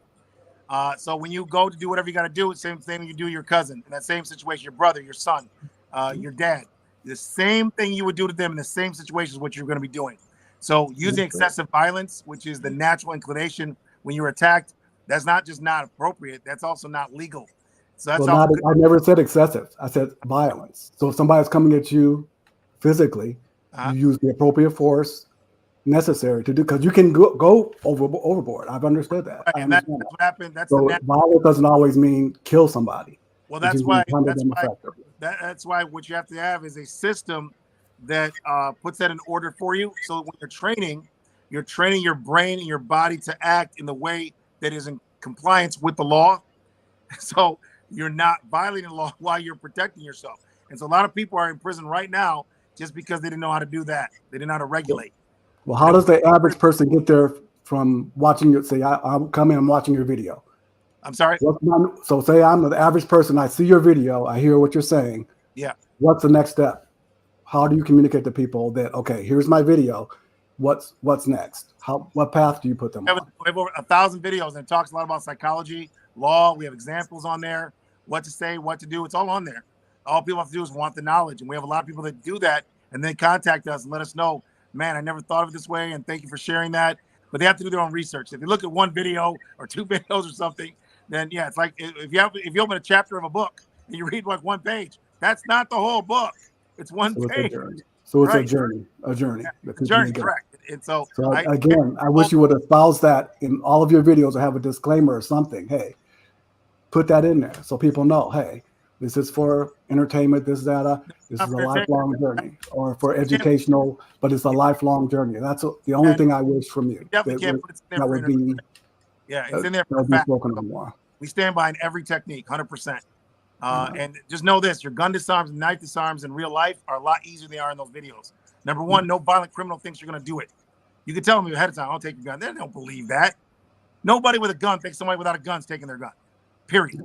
Number two, they don't believe if you tried to grab their gun that they couldn't just pull it back. They believe, like, if you grab it, I'll just pull it back. Yeah. Number three, they don't believe that they can't somehow just use the gun to defend their life. Says every dead person that had their gun taken from them. If you could do that, then they wouldn't have taken guns from corrections officers. And they took guns from corrections officers across the entire country. And at one time, all corrections officers and jailers, all of them, hundreds of thousands of people had guns. And they took them all away because it was not feasible to have a gun around incarcerated people, even though the same people are out here in the streets and have freedom. Apparently, when they're in lockup, it was not safe to have a gun. And I understand. My brother was a correctional officer in California for 20 years, so I understand that. So yeah, no guns in there. No guns. You got to be your wits and your stick and whatever else you spray. Oh, no. Not fair. Yeah, but I appreciate what you're doing. I have a better understanding. Yes, sir. I hope that people take it and take that information for what it's worth and get on that journey. Get that training in. Continue to learn and grow and understand that it's not, one-stop shop, one solution. You watch one video and then you can, go out in a real world situation and defend yourself. But doing what you're doing, I love the community outreach. Yeah, what's amazing, I'll tell you what's amazing. I've had people that say, I hate your training, right? It's bullshit. Then they come back like months later, a year later. Man, that shit you showed me, it worked. I didn't even want to do it, but it worked. Yeah. One police officer that I did not personally show him this technique. He watched me teaching some other officers. He used the training to disarm someone at an ATM machine who put a gun in the back of his head. And he's also on our website. So remember, your brain is being affected by what you see and hear all the time, subconsciously. So if the last fight you saw was in 6th grade and it was a windmill technique that was used, you're going to use a windmill technique in your next fight. And you're 50 years old, 60 years old. So we want to infect you with knowledge, even small snippets of ideas. And what we found from real life stories is people came back to us with great stories of how they used something that was shown to them, sometimes secondhand, third hand, someone that taught them something I taught one time to one person. And that's how I realized that the psychology of the brain and how even exposing someone to some small technique can make a huge difference during their time of need. Amen. All right. Appreciate it, brother. RGG. I ain't never been this quiet before. I'm y'all, this is good. This is good. Thank you. I appreciate you, BP. You already know that, man. Yes, sir. Appreciate it, brother. All right, brother. Y'all take care. Take care, fam.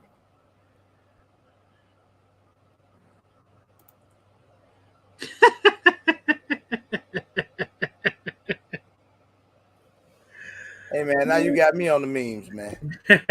You just did, Dusty. Man. CRG. That's terrible. CRG, man. I'm sending that to you, Commander Brown. That's funny right there. Sending what? You don't see that on the screen right there? Oh, who is that? That's me on the ground. That's you standing over me right there, man. That one. I'm gonna keep that one. I got so many videos and pictures. Oh my God. Oh, we got a doubter. What up, real deal? Hey, if you're looking at that picture, Zach and Billy were smiling. Yeah, see. Yeah, I saw him in there, man. What's going on, real deal from How Indiana? much? Hey, I was in another room feeding Tank when you invited me. I didn't hear you. I invited you after I saw you comment. It was that Tank that commented. No, it was me. It was me. Okay. So, how you doing, Mr. Brown? Good. How's it going? Pretty good. So, what I was saying, you know what? I hardly know anything about you. I just recently got Instagram. I don't do TikTok. I think I saw 10 seconds of a video probably 8 years ago of you. Oh wow. But all I was saying is I hear a lot of, well, this guy told me this and I told this guy this and this happened. I'm the kind of guy I want data. Show me data. Show me the stats.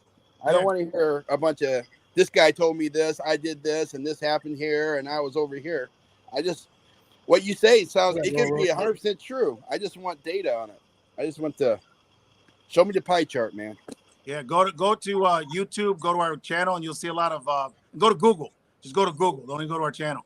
Go to Google, and you'll see a lot of stories about what we do in real life. So those are testimonials from people. You got testimonies from police officers.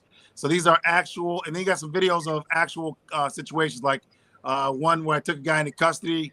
I took him and handed over to cops, as that video. Another one's an abduction victim, and you can see her testimonial on there as I save her from being abducted. So that's on there as well. Well, okay. And that's, like I said, I'm not denying that's not true or not, but you don't have stats of Detroit area when you stepped in and you started doing this stuff. You don't have stats of the crime going down. You don't have that kind of stuff. Yeah. The police. Yeah. You go to crimemapping.com. And you can find it there. It's not our data. It's the police data. So when you look at crimemapping.com in every place in America, you can run data and you can see where we work. For example, in Detroit, the libertarians contacted me because they did data. They looked at data and they were like, wow, the crime is super low in the communities that these people are in. So we should use that in our communities, wherever we are. And they were across the country. So a lot of them were in California. And that's using police data. It's called crimemapping.com. And I'm all about data. I'm all about facts. Use actual data sources. And that's why I employ people to do. Go look for your facts. Go look for stories. Because here's the thing. If you're actually out here, there's going to be evidence. If you actually did things, there's going to be evidence. And if you actually are wrong, there's going to be evidence of that too. So you're not going to be able to, for example, be in a city or any place else protecting people and be unprofessional and not be documented in stories in the news. It's not possible. It's going to be outed. You're going to, so if you're violating people's rights, if you're shooting unarmed people, if you're those things, anything that happens like that's going to be documented. And that's stuff that happens all the time. So you can actually do research and you'll see people that are making mistakes, honest mistakes, and they're having problems. And we don't have those problems because we train not to have them, which would be obvious if you see that you see some old videos from the news from the 90s, and they're still here and still do it media all the way through till today, to the 2000s, 2022. Then clearly there's no such thing as a apparatus that stops the media from reporting negative stories. So there would be negative stories if there's negative incidents, for sure. And we have none. So let me ask you another question. And maybe this is in the process and I'm not aware of it. But if your program is so effective, why isn't other mayors or governors in other states adopting it and having you train people in their area? Well, we're in talks to them. So, there are people talking to us, different groups, organizations. We've been training people across the country, different smaller groups. Libertarians have been, sending us around the country to other, even Acapulco, to communicate with different groups that are into community protection. Our thing is we want to emphasize that the police and the public should be working together for the safety of the public. It's not separate, it's together. And so, some people are anti-police, some people are pro-police, anti-public, and we're pro-everyone. We want everyone to work together because that's what I know will work, is the people and the police working together for sure. So we don't fit into those narratives. So that's one of the things that's kind of a challenge, right? So especially in today's world, people are like either this or that. We're both. So we support positive professional protection for the police and for the public at the same time. Okay. And good, Rudu. I mean, I've been listening to you, and I think the issue is that, and it seems strange because when I think about it, you always think of in a defensive situation, you think to lead with violence. It sounds like that's not what you're about. It's not about leading with violence. It's about being smart and trying to think out of a situation. And violence may be necessary. And build a bridge. And I think and I'm listening to. I think that maybe where people aren't understanding because you think, I gotta be super violent. And yeah, sometimes you may have to, but that's not the first thing you think about. The first thing you think about is trying to not be in the situation. It sounds less tough. I think that's what the issue is. I'm trying to understand where you're coming from. I think I am. A lot of it's like if you don't understand anything else. Like if I don't understand a horse, I might walk up to the back of to the front of a horse without touching the back of the horse and letting the horse know they can trust me. If I don't know not to run up on a cop, I might run up to the cop thinking he's going to help me, but the police officer sees you run straight at them. He doesn't know you're coming for help. He might think you're running at him, just like a regular citizen. You run at somebody, they might not realize you're coming to help them. They might think you're coming to hurt them. So imagine if you were trained to understand that you need to use discernment. And we have a threat management discernment triad, which means that anytime you see something, this is the most important thing we teach. Anytime you see something, you should look at it from a positive, neutral, negative standpoint. So if you see a woman being held by her neck against a wall, what's a positive, what's a neutral, what's a negative reason? Negative reason, of course, we know it's a criminal. So what's a positive reason a man would be holding a woman by her throat against the wall? Yeah, I mean, unless they was doing, yeah,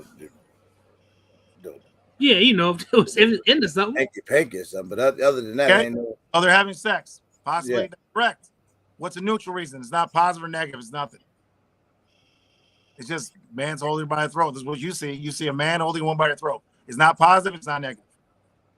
What's the reason that could be happening? I don't know. Yeah, I don't know. Like she could be trying to harm herself, and you could be trying to stop her. How about that? That's still good though. But yes, she could be. That's a doctor. You check my lymph nodes in my throat. Now to you, it looks like he's choking her, but he's really just checking her lymph nodes on her throat. To you, it looks like he's choking her, but really she's teaching self-defense to him. Now, if you run over there and you attack right now, this guy, you just attacked her husband. You just attacked her boyfriend. You attacked a student of hers that she's teaching self-defense to. That's why when you go up to any situation, no matter what you're looking at, you need to look at it from a positive, neutral, negative standpoint. Don't just believe it's negative just because you believe it looked negative first. And that's all situations. You see a bald head guy in your backyard, right? He could be a bad guy. He could be a cop chasing a bad guy. He could be a person looking for his lost dog. He could be your new neighbor. You didn't know. He's your neighbor's friend that's walking in the backyard. So pulling a gun on him is not in your best interest. So just because you see something doesn't mean it's negative. And I use that bald head story because guess what? That actually happened to a guy I know who was a professional executive protector. He goes outside the residence, sees two men against the wall with bald heads, and they look like skinheads. And these guys did not realize that those were two police officers.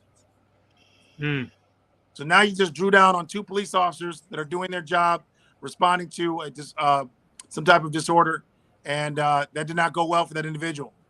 Executive protector not working for me, because if he was working for me, he would have been trained to not exit the house in the first place. He would have been trained to call 911 if he thought two heads are outside there and they're not authorized to be outside on the private property. And number two, if they had to communicate with them, it'd be through the door. So basically, you need to think before you do something stupid. Is what you And you need to know the law. You need to know the law, and then you need to know tactics. Why would you go outside and engage two individuals anyway? What if they were bad guys? You're inside a structure. The structure gives you some cover. So why would you go outside and allow yourself to be exposed to gunfire? Big Kush, what up, bro? Got you. What up, Kush? Hey, at least it wasn't you, real deal. Right. What up? I was on RGG's live that night. Erica. MTZ. I got you, man. Thank you for that donation, Mr. Brown. What do you call your fighting style? If there's, it's survival school. First of all, it's called preventive threat management. Preventive threat management is the actual training program that's taught at Urban Survival Training. So Detroit Urban Survival Training is a school specific. It's a pure school. Our goal is to spread these schools everywhere. That's not our Detroit Threat Management Center. Detroit Threat Management Center is the parent company. This organization has education, facilitation, and community service. So that's something separate. So that's protecting people for free, community service. Detroit Urban Survival Training is set up as a school. Our goal is to have these schools in other cities, states, and countries. And so it's pure school. You come in with your family, you train, you leave. Eclecticon is the name of the system I created. Eclecticon is the actual system I created, which is a blended style system. And that's the parent system. That's the overall system that teaches everything. Interesting. So urban survival training. It's not fighting. We don't teach a fighting system. We teach urban survival training. So it's specifically taking into account things like understanding how the legal system is going to view your actions, right? How you're going to need to explain things to police, how you're going to frame the situation before you have it, so you know how you're increasing or decreasing your freedom plan. If you like to be free, you need to make sure you plan to not do things or say things a certain way, or you can decrease your survival, and that means your freedom as well. You can lose all your money and your freedom just by doing something you thought was right, but it was going to be interpreted a different way.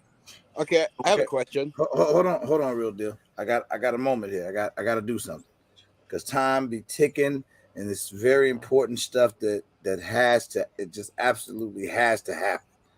So Mr. Brown, we're about to have a little bit of fun here, man. We've been having fun, but we're really about to have some fun now. Let me see something. Boom.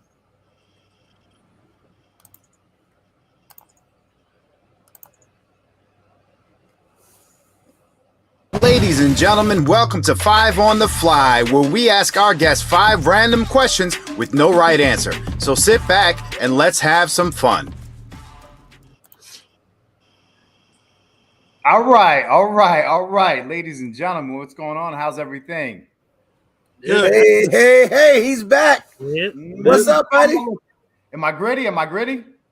You're a little gritty, but we hear you, though. Right. Good. I'm gonna move down here and let you talk to Mr. Brown. Yes, man. You're hitting them hard, man. I like your style. We talked about you all day, man, and we are true believers. Definitely 100%, man. I appreciate you stopping by.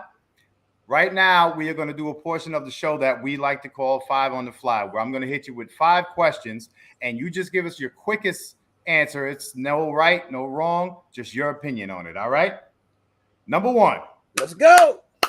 All right. Netflix and chill, or Hulu and hula hoop? Netflix or Hulu?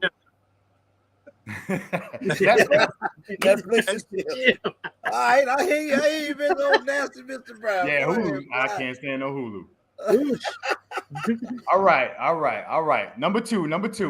Uh-oh. Lobster dinner or steak dinner? Steak dinner? Right. Man. That's all right. It was hard to go wrong with that one, Bill. Yeah, it was hard. But I'm a lobster fella. You know, shrimp, a little shrimpy shrimp. Hey, this one is controversial. Uh-oh. Commander Brown, you can break some hearts. Mary J. Blige or Beyonce? Ooh. Oh yeah. And I bet he know both of them too. Go ahead. Answer it now. And I actually protected Mary J. Blige before here in Detroit. She's a really cool, really cool person. Really cool. Man. Dr. Kicky. You gotta choose one, man. One or the other. What? I gotta pick one? Choose one. Yep. He said what? Mary J. Mary J. There we go. Yeah, all right. I'm old school, so I'm with you. Hey, I ain't gonna lie though. Look, Mary's still bad though. Uh-huh. Ooh. Mary's still bad, man. Mm-hmm. She holding it together all the way. All the way. Good people, man. Seriously, she's really cool. Down to earth. Yeah. I took her back in the day. I took her through Detroit to several locations. She got a city of Detroit, key to the city. Back in the day, she went and met with high school kids. Super nice, man. Super positive person. Shout out to Mary J. Shout out. What else you got? All right. Ice Cube. Better rapper or better actor? That's a good one. That's a good one. Better rapper. Mm. Ooh. Really? Whoa. Yeah. Ooh. I'm with it. I like his acting too. It's a tough one. You know, all right. So but definitely better question. The question was supposed to be Jamie Foxx, better singer or better actor, but I said, you know what? I'm not sure. Let me go with the Ice Cube thing. Jamie Foxx, definitely better actor. Yeah. Whoa. 100%. All right, listen, we usually do 5 questions. Okay. We got 2 more for you. So we're a little out of play, but I have to ask this one. Yeah. Okay. Is a hot dog a sandwich?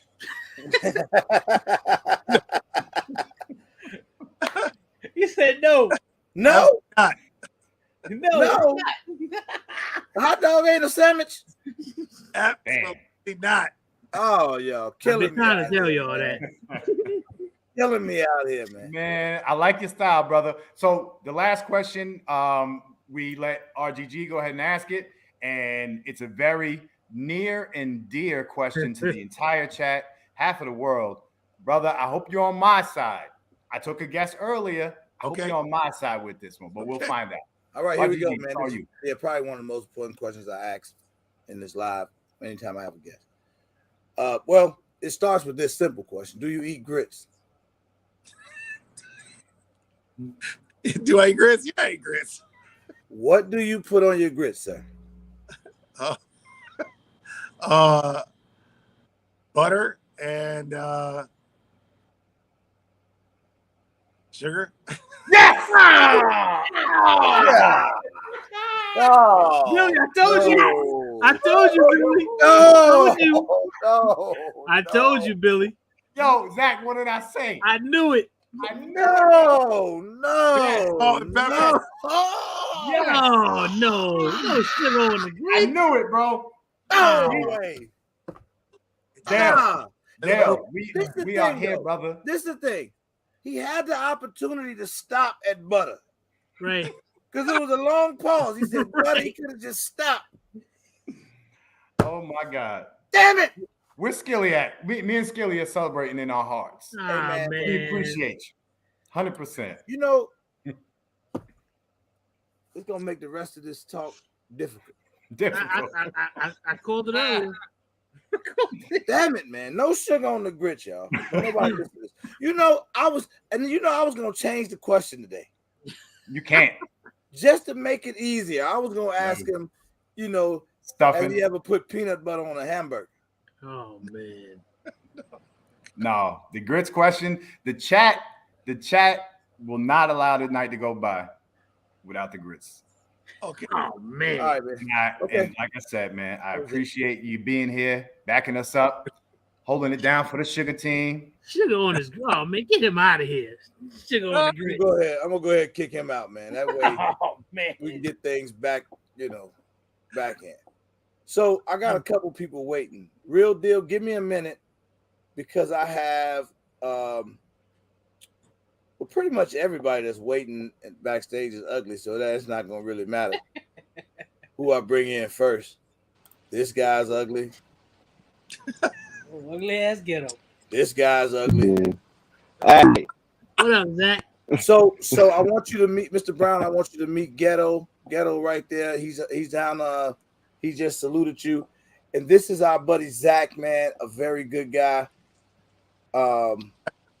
Like I'm And not a good guy either. I would have said you were a good guy if I felt you were.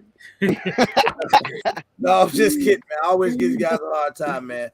Two great guys, man. And I'm guessing they got some questions for you. They want to challenge you a little Yeah, I bit. do. What do we got here? Zach might already be ready. I got a couple questions for Zach for you. Okay. Hello, So we Mr. waiting on Zach now. My name is Zach Smouse, and I have a YouTube channel called Unique Prepping. I have cerebral palsy, need help walking, and have to use an iPad to communicate. Thank you for your service, first and foremost. My question is, how can I protect myself in a public setting? I mostly use an electric wheelchair if I'm out of the house. Well, the important thing to do is to read body language. We call it reading, which is recognizing evasive, aggressive, deceptive behavior. And that's the most important thing that we teach. Actually, it's how you create a lack of opportunity for negative things to happen. So you're reading their body language. So you're looking for people that are target fixated. You're looking for head position. If you see their head like this, looking at someone, whether it's you or someone else, this is negative. This is a predator position when the chin is way down like this. When you see someone bladed, that's one leg, one arm back. That means that they're in a bladed position, which means they're in attack position. One of the things that they're going to be doing is looking around side to side, looking for people that are going to interfere in an active aggressive, crime or active aggression. So these are things you can look for in behavior of people, and then know that you're in danger and need to get out of there ahead of time. So in a defensive mode though, right? Let's say somebody's actually coming at him, or somebody that's got similar disabilities and stuff like that. Is there a certain device, like himself? You know, he can't just be strapped up. You know what I mean? His hand doesn't allow that.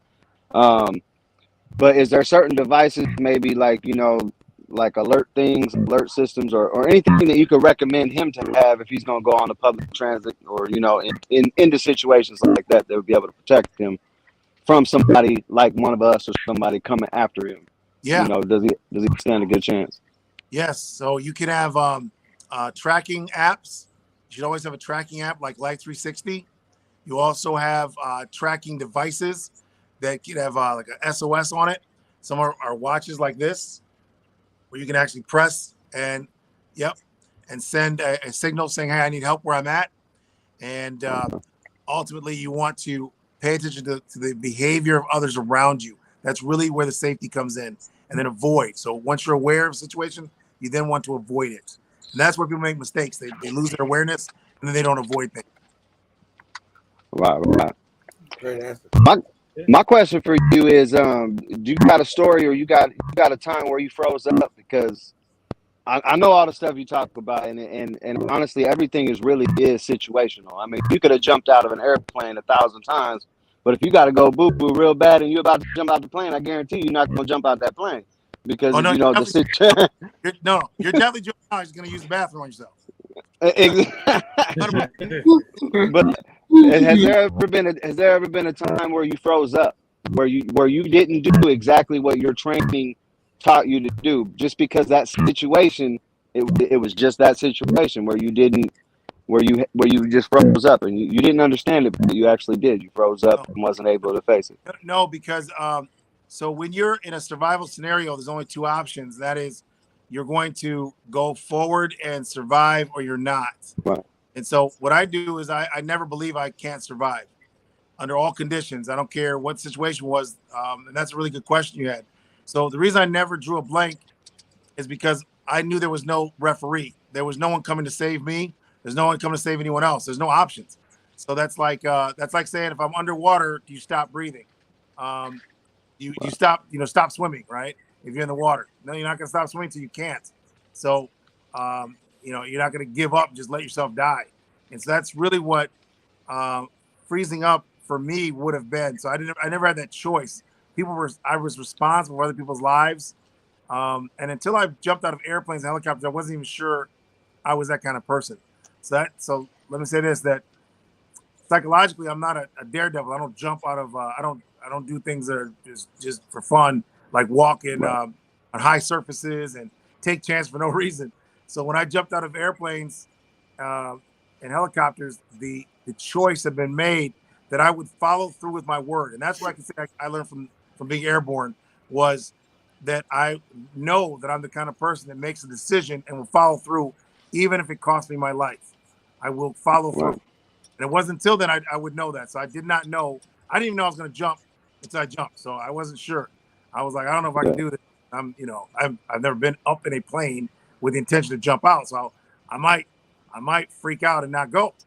So, I've been trained, but hey, people freak out. I thought I might be one. I don't know. I'm not sure until I Yeah. go. And once I went, it changed me forever. I literally became a person that believes that they can accomplish whatever they put their mind to.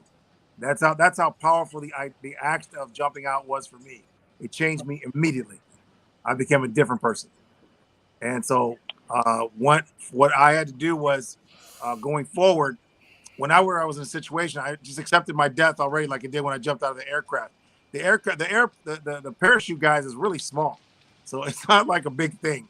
And you only got it's 4 seconds you're supposed to count, and then you're supposed to release your main if it didn't open up, and then you're supposed to open up your reserve. And I don't think you have even that much time. I think you're going to be on the ground within 8 seconds or something. You know what I mean? We're not Exactly. exactly sure, but you reach terminal velocity at 125 miles an hour, and they call it bouncing, but you'll bounce off the ground if you hit and your parachute doesn't open. So I had to accept all that. I knew all that before I jumped. And I didn't have to jump. I mean, I could just pick a different MOS, or I could have, just decided not to be airborne or something. So when I decided to do that, that was me following through with my decision.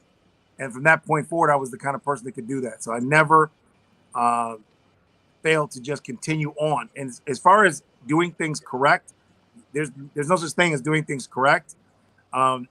There is the best possible outcome, and there's less positive outcome. That's all. So Right. so when you think about knives and guns and survival, it's about survival. It's not about not getting shot or not getting stabbed. That's nice. That's just unrealistic. If you box someone, you're going to get punched. If you Right. are fighting someone who's going to kick you, they're going to kick you. Yeah. Shot, you should expect to get stabbed if someone's shooting or trying to stab you. The point is not get shot or stabbed often or in a vital area. But if you think you're not going to get shot or stabbed, that's just not realistic. You have to already accept the fact I might get shot or stabbed, but I'm still going to have to attack my attacker. If I'm going to save my life and or the lives of others, possibly, if it's even possible, the way only way I can do that is by attacking the attacker. That's funny how you said that, because honestly, when I was in that situation and getting stabbed and stuff, that was in my mindset. I had my brother on my shoulder and I was walking through a crowd of people, and I'm like, all right, I need to keep my arms like this because I'd rather get stabbed in my arm, which I did, down my right arm, than get stabbed in the neck or in the side. And I was able to get him to safety. And I was only able to take I got my face beat in with a bar, but regardless, that was one of my first thoughts was, all right, don't get stabbed as much. You know what I mean? Like, look, you're already done for. Just don't get dead. And there's no alternative idea other than go forward or you're done. I mean, it's not like there's an option. There's no referee coming. There's no one coming to rescue you. So I don't think people understand that the videos we're making is because when you're in these situations, your brain is going to reach for an idea. Our goal is to give you an idea that can help you. So when I'm sharing the videos with you, it's literally so your brain says, oh, you know what? There's this one idea I saw. Let's try that instead. That's why they're also so simple. Everything I show is very practical, very simplistic, because I got the chance to see what people do in real life when we're battling people that want to kill us. Your brain is not going to try all kinds of fancy moves. You're not going to do all that stuff. And you're not going to do stuff that you see is not working and start panicking. So, for example, when you punch someone and they still punch you back, and you punch them again and punch you back, and there's 2, 3 of them, 4 of them. You might have been a good boxer, but now you're boxing 4 or 5 guys. You might be a good wrestler, but now you're wrestling 4 guys. You could 4 guys who can't wrestle very well at all could beat a great wrestler. Wow. Yeah. Okay, so you're talking about guns. People without any training with guns have killed people that are excellent with guns. Excellent. And that's because he made a decision. They got lucky, or the other person that was excellent with the gun didn't make the decision, didn't know it was time to make a decision. So the difference between survival and sport is significant. And it starts with the fact that, example is you got a bunch of people in prison right now for killing people, and the people they killed were great martial artists. They killed people that were great fighters. They could beat them every day of the week, but they stabbed them, they shot them, they beat them with baseball bats, whatever they did. In some cases, jumped them with a bunch of guys, or they hit them from behind. One guy was beaten up in he's a great champion fighter. He was beaten, a pro fighter. He was beaten in New Zealand. He got hit in the back of the head, punched in the back of the head. You know what the rule is in the street? Always punch in the back of the head. Knock him out. Times. That's a basic rule. Kick you in the space, kick you in the back of your skull. That is the goal of every violent individual or group, to use any kind of weapon to strike you where you can't see it coming, and to keep striking until you are no longer functional. So there's no referee, there's no one that's going to call timeout. And so if you remember that, it makes it a lot easier for you to drive on through pain and suffering. So this is a gun channel, and the question keeps popping up. What type of guns do you own? Are you a gun guy? Yeah, I'm a gun enthusiast. I have lots of guns. I love guns. But guns are not the solution for your safety. It's hard for me to say it because I love guns so much, but I can tell you from experience, it's not really it. Not going to be the thing, I promise you. That's why the Secret Service, who has the best guns in the world, has saved the president on multiple occasions by what? Tackling the gunman. Not shooting a bunch of bullets into the crowd. They've got Ingrams. They've got something better than Ingrams probably by now. Ingram is a 45 caliber SMG that shoots 1,250 rounds a minute. That's a great gun, but you never saw them shoot into the crowd. When President Reagan got shot, they tackled the gunman, saved the president, and they did that without shooting anyone else. And that's what would have happened if they would have started shooting. They would have shot other people, other officers, other civilians. So that's why your field of fire is not going to be clear in an urban environment under many conditions. And so we really emphasize that you focus on not using your firearm, because in close quarters, you see in some of our drills, you'll actually see why it doesn't work out well anyway. We have some close quarters drills, so you actually see what happens. When a criminal draws their gun, for example, and you want to draw your gun second. And of course, legally, if you draw yours first, that makes you the criminal.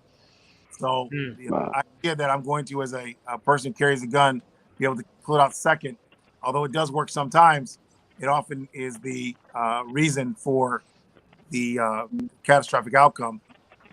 And then, of course, every police officer I know had 2 guns at the time of their on-duty death.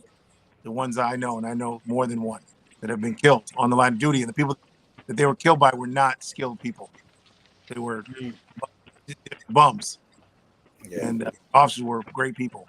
I know 3 officers personally that I've spoken with that are no longer here, and these are great guys, man. All 3 of them were positive people, professional. One could bench press 650 pounds and was a martial artist, and he was killed by a guy who was just a skinny crackhead. Yeah. Cabo, what's up, brother? What's going on, fellas? What's up, Cabo? What's going on? Hey, what's up, Mr. Brown? Hey, how you doing? Pretty good, man. Hey, got a quick question for you. What's your position on 2A and armed citizens, and also does your team carry guns? We carry non-lethals, and my opinion is that everyone needs to have access to firearms for the safety of their family, their business, their community. At the same time, because there is the occasion where that's going to be necessary, and absolutely 100%. And I don't believe that there should be something stopping you from protecting yourself with a firearm. If necessary. How you doing, ma'am? And I got another question for you. Me and RGG, we're gonna come to Detroit to defend his honor because you got him twice, and we can't do that.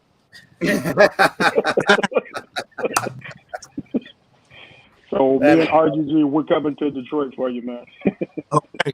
Damn it, Cabo. You say you ain't gonna be beating up my friend. You ain't gonna be beating up my friend. You can't mess with my 606 now. Check out. Right.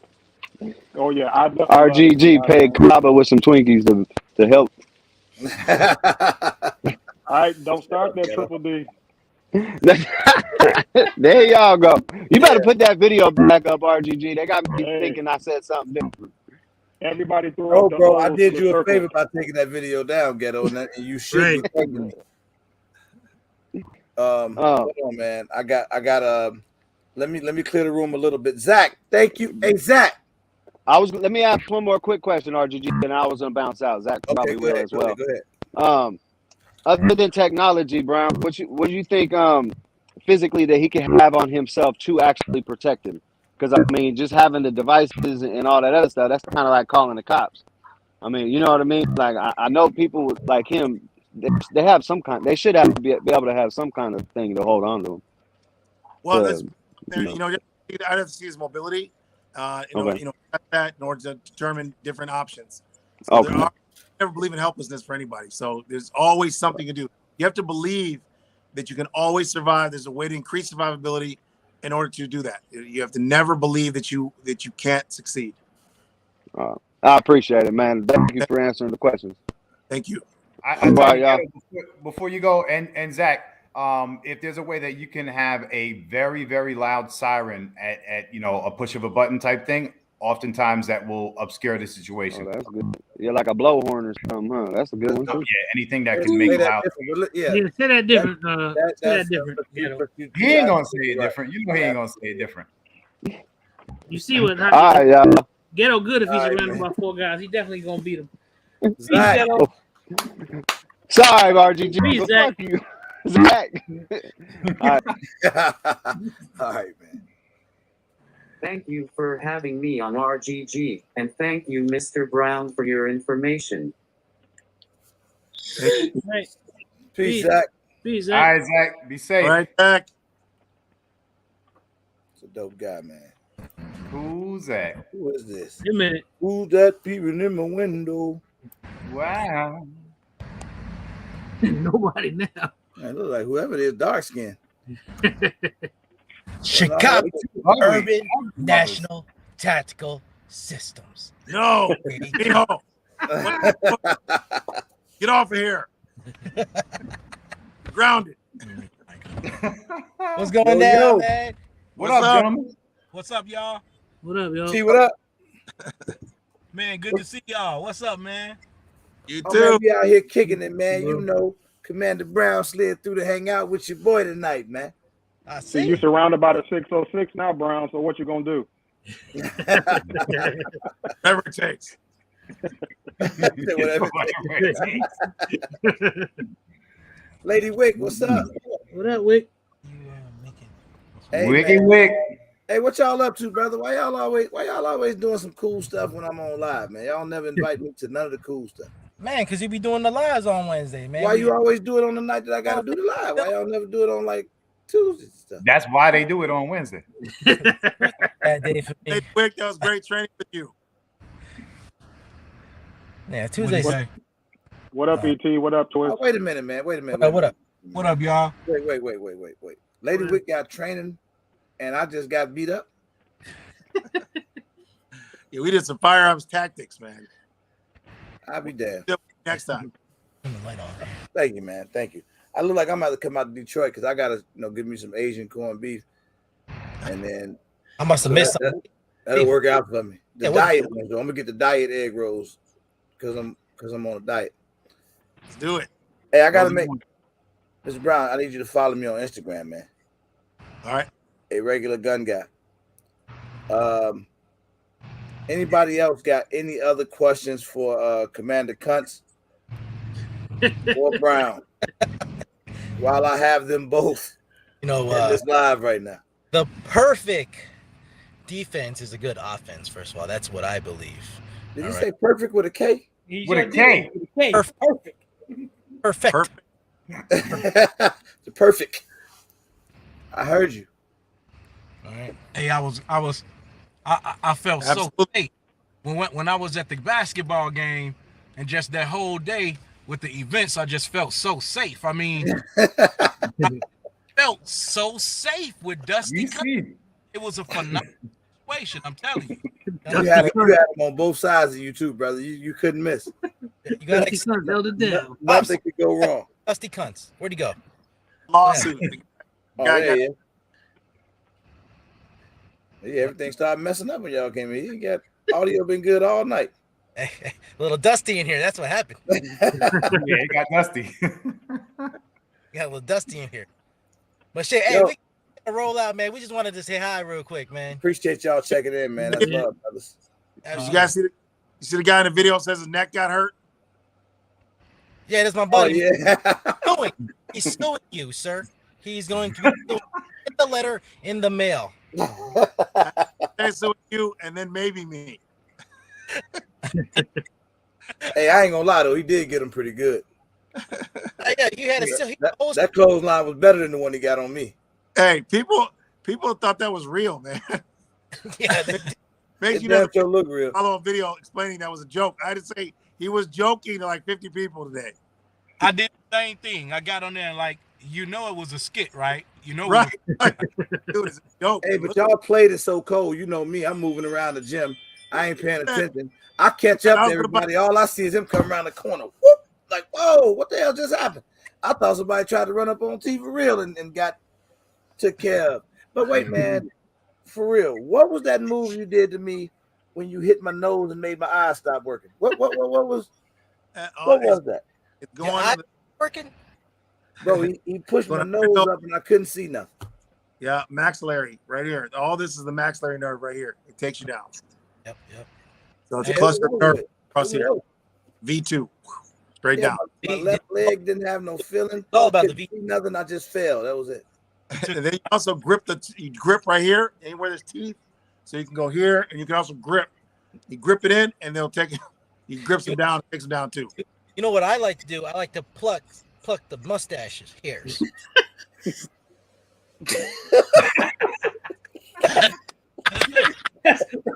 That's the cuts technique. You plucking mustaches? I like to pluck mustache. Don't work on women. It work on women. It work on some women, not all. Got the mustaches too. Start that conversation. Nope. Start that. Hey, y'all really think that's a joke, man? ET do this for real. Sometimes he just space out, bro. Last night we working on the podcast room. We talking about building the wall and what we could do. This dude he'll just bust out and just ask a real weird question that has nothing to do with what we doing. Like he did it like twice last night, and I'm starting to worry about him. T, we need to get him some help. I was just wondering stuff, man. Have y'all ever filled up your bathtub with spaghetti sauce and pretend to be meatballs? You know that? What kind of show? Wait, what is this show? Right. What that is not part I'm of the sir. You're not supposed to be on here right now. I'm just saying, Eddie, when you jump in, it might sting a little bit. Hey, yeah, you ever drunk hot dog water with ice? Ooh, hot dog water? Yeah, with ice. They asked him the grits question. Hey, did y'all ask him the grits? Yeah, it went bad too. It went all wrong. Hey, you try we asked him about the grits. It went all bad, man. Life of Ron is online. Can you see if you can find him? Bring him up. Who? Life of Ron wants to come on the show. Hold on, the link is out there, man. Life of Ron. Click on that link. Guns and things, right? Guns and things. Who is the Life of Ron? Who is that? Guns That's and things. the guy Right?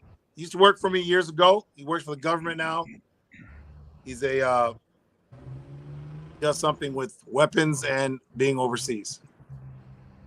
A lot. Oh, okay. Well, the link is out there, man. If you're in the chat, all you gotta do is click that link. He put sugar on his grits, gentlemen. Yeah, that was You that know, was Well it, man. said, That was big probably our only bad moment. Everything else has been Yeah. amazing. That was it right there, man. He had it too, man. He said butter and we had a long stall. You And heard then he Eddie. said sugar.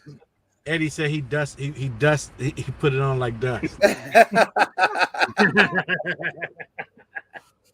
Hell no, man. And Where's Life Around? He ain't out there no more. Grits seems like what the way you fix the grits is based on what family members you're with. Whoever fixed them. Do that. Was a grandmother. That's cream of wheat, man. Aunt, right. Hey, cream of wheat. You That put ain't sugar grits. on. That's cream of wheat. Yeah. Y'all go ahead with that. Nah. So, Billy, hey, we Billy about was to so finish happy, up, man. Hey, we just want to say hi. Hey, I appreciate you, brothers, Hey, man. y'all. All right, Pops. man. Shout out to Stay safe, sir. Hey, Dusty, Y'all be back safe. to That's Twister, Twister. man. Is that Twister? Yes, sir. Yeah. All right, Twister, you are still the record holder. Fast Rapper Live. I tried to beat you. You got Detroit Urban Survival Training faster than me with all correct pronunciation. And that video, lots of hits. People see you whoop me on there. And I say Detroit Urban Survival Training all the time, but you're still And fast. you're welcome for a rematch. You know, if you wanna go back at it again, we can have a match and then a trilogy if you beat me. I'm gonna get you next time. Can you say Dusty cunts just one time for me though? I cannot. Just one time. Just one time. I gotta go. Just one time.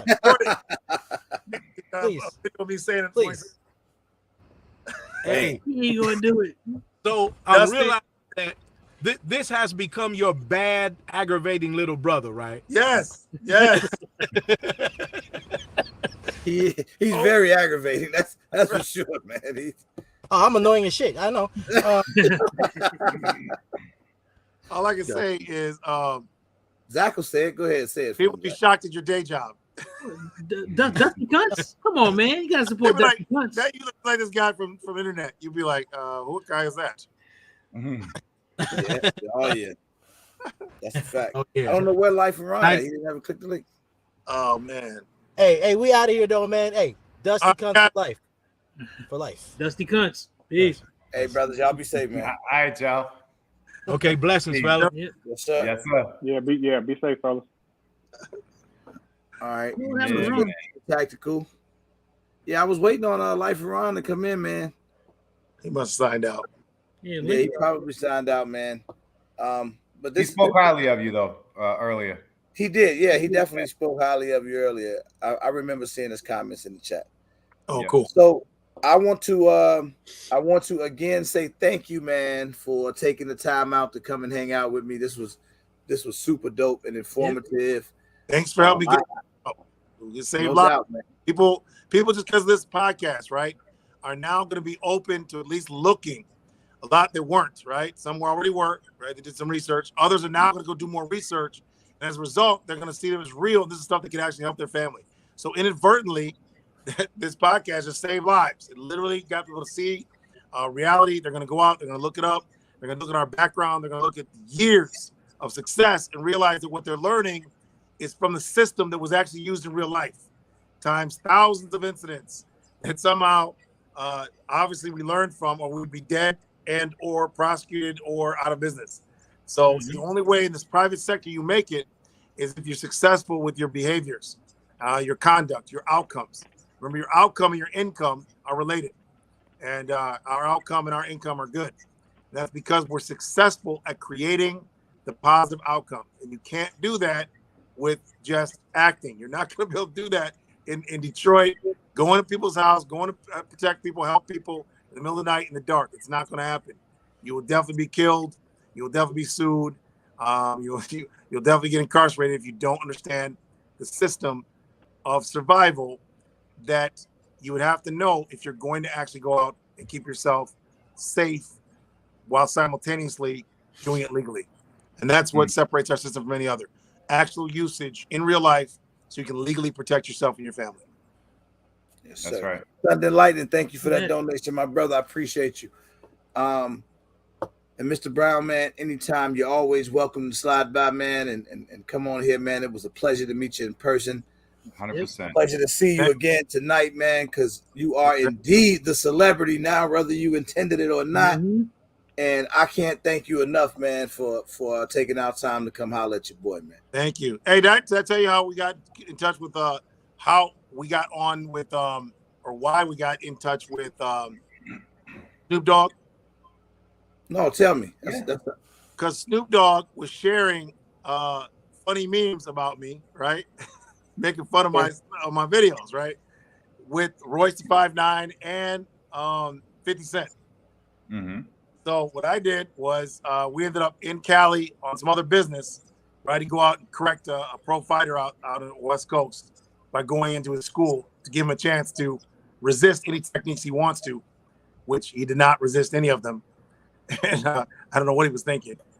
This is from Detroit. You're from Oshkosh, Bagash, someplace. I don't know. But anyway, so while in Cali, we came across some contacts out there, and I was telling them, hey, Snoop Dogg shared some content, and made fun of my videos. And the guy goes, "Oh, I know him. You want to call him on FaceTime?" I was like, "Yeah." So he got him on FaceTime right there, and he said, "Man," I said, "Let me come out and let me show you the gun disarms in person, so you can see them work for real. Let me just show you the tactics: the gun disarms, knife disarms." He was like, "Okay, fine." So he invited us out. We were there for 4 hours, man, doing tactics. And this place is awesome. It's a compound. The compound looks like Star Trek, Enterprise. Everything inside there is like imagine being inside the Enterprise. So all the studios, everything is set up, the hallways, like you're inside of USS Enterprise from Star Trek. Super futuristic place, man. And very professional. Snoop Dogg is a super professional individual. So, he's a persona of being, fun street, but he's also fun street and very business oriented. So he didn't say he was going to back me. He didn't say he was going to, say the training worked. None of that. He just said, "Okay, you have a chance to come check it. Let's see if this stuff is real." And when he was like, he couldn't believe it. He couldn't believe the gun disarm was possible. Knife disarms, none of it. Shotgun disarms. And it was super positive, man. But he had to experience it. And when he did, he was very shocked, but he was also very supportive. So he said he wanted to do a TV show with us. Right. So I got a question for you, Commander. Now I got a question for you. Once you went to Snoop's compound, yes, sir. You showed him the techniques. Once you were done, how high were you? Damn it, Kava. I definitely felt lighter on my feet. The atmosphere was a different atmosphere. I was exposed to. So I definitely felt lighter on my feet. Beautiful place, beautiful environment, and man, super positive. And then from there, people started seeing us because Snoop Dogg's shared it. And then I went to Royce 5'9". We did tactics with him, and man, he was shocked too. Really positive though. Royce 5'9" was super positive, man. Very professional. Went out to the studio. We did gun disarms with pellets. He tried to shoot me with pellets. Really? Yes. Damn. Yeah. He's in Detroit with you, right? Yes, he's yep. Okay, okay. He really shot full automatic without warning. Without warning. He was like, "Damn, Royce. No, it can't be. That's impossible. What if I back up?" And I still got it. He was like, "What?" Yeah, man. That's Crazy. dope. Yeah, man. It's psychology. It's biomechanics. It's not magic. It's just is what it is. It's why gun disarms work for criminals and why gun disarms work for police officers disarming criminals. It happens all the time. You just don't hear about it because it's not catastrophic. Nothing really bad happened. One person got killed or two people, so it doesn't make the news. Because remember that 85% of police work outside of cities. The majority of people are not inside cities.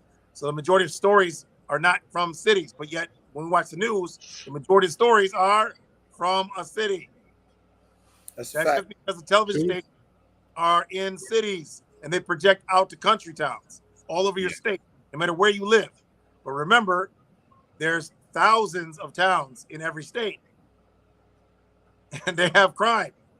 Yep. They don't have urban people there. So when you're thinking about crime, remember that your urban areas have more crime because they have more people, not because they have more bad people. Yeah. Yeah. That was deep. That was deep.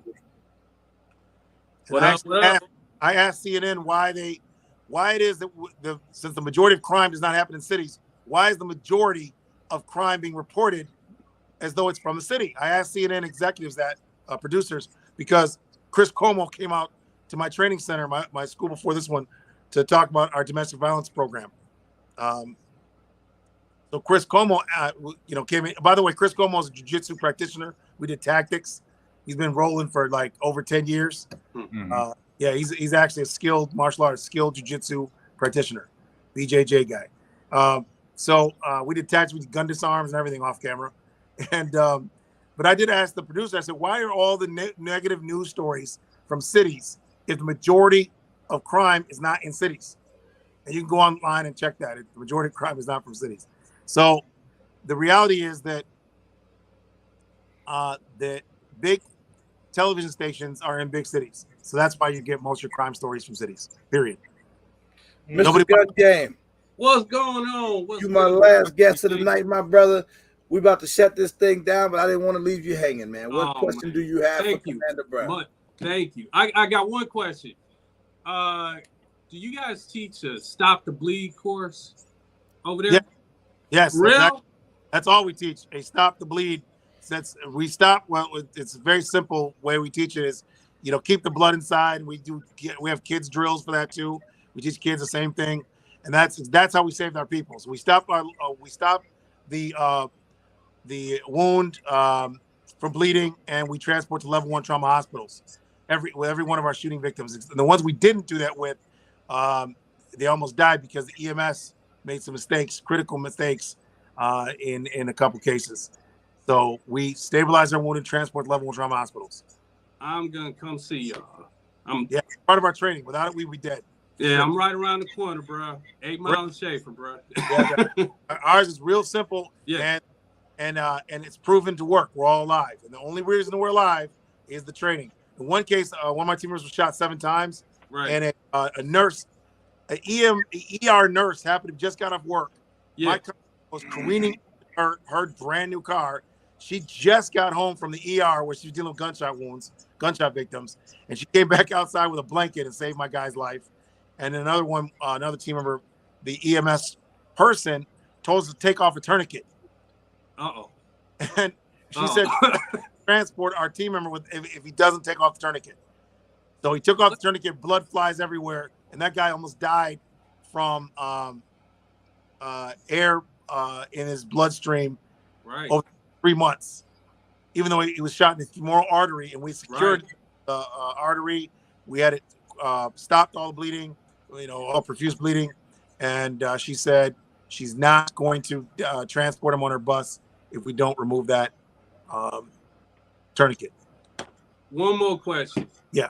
Of all the vehicles in the world, why did you choose that Hummer, bro? The Hummer, greatest thing ever, man.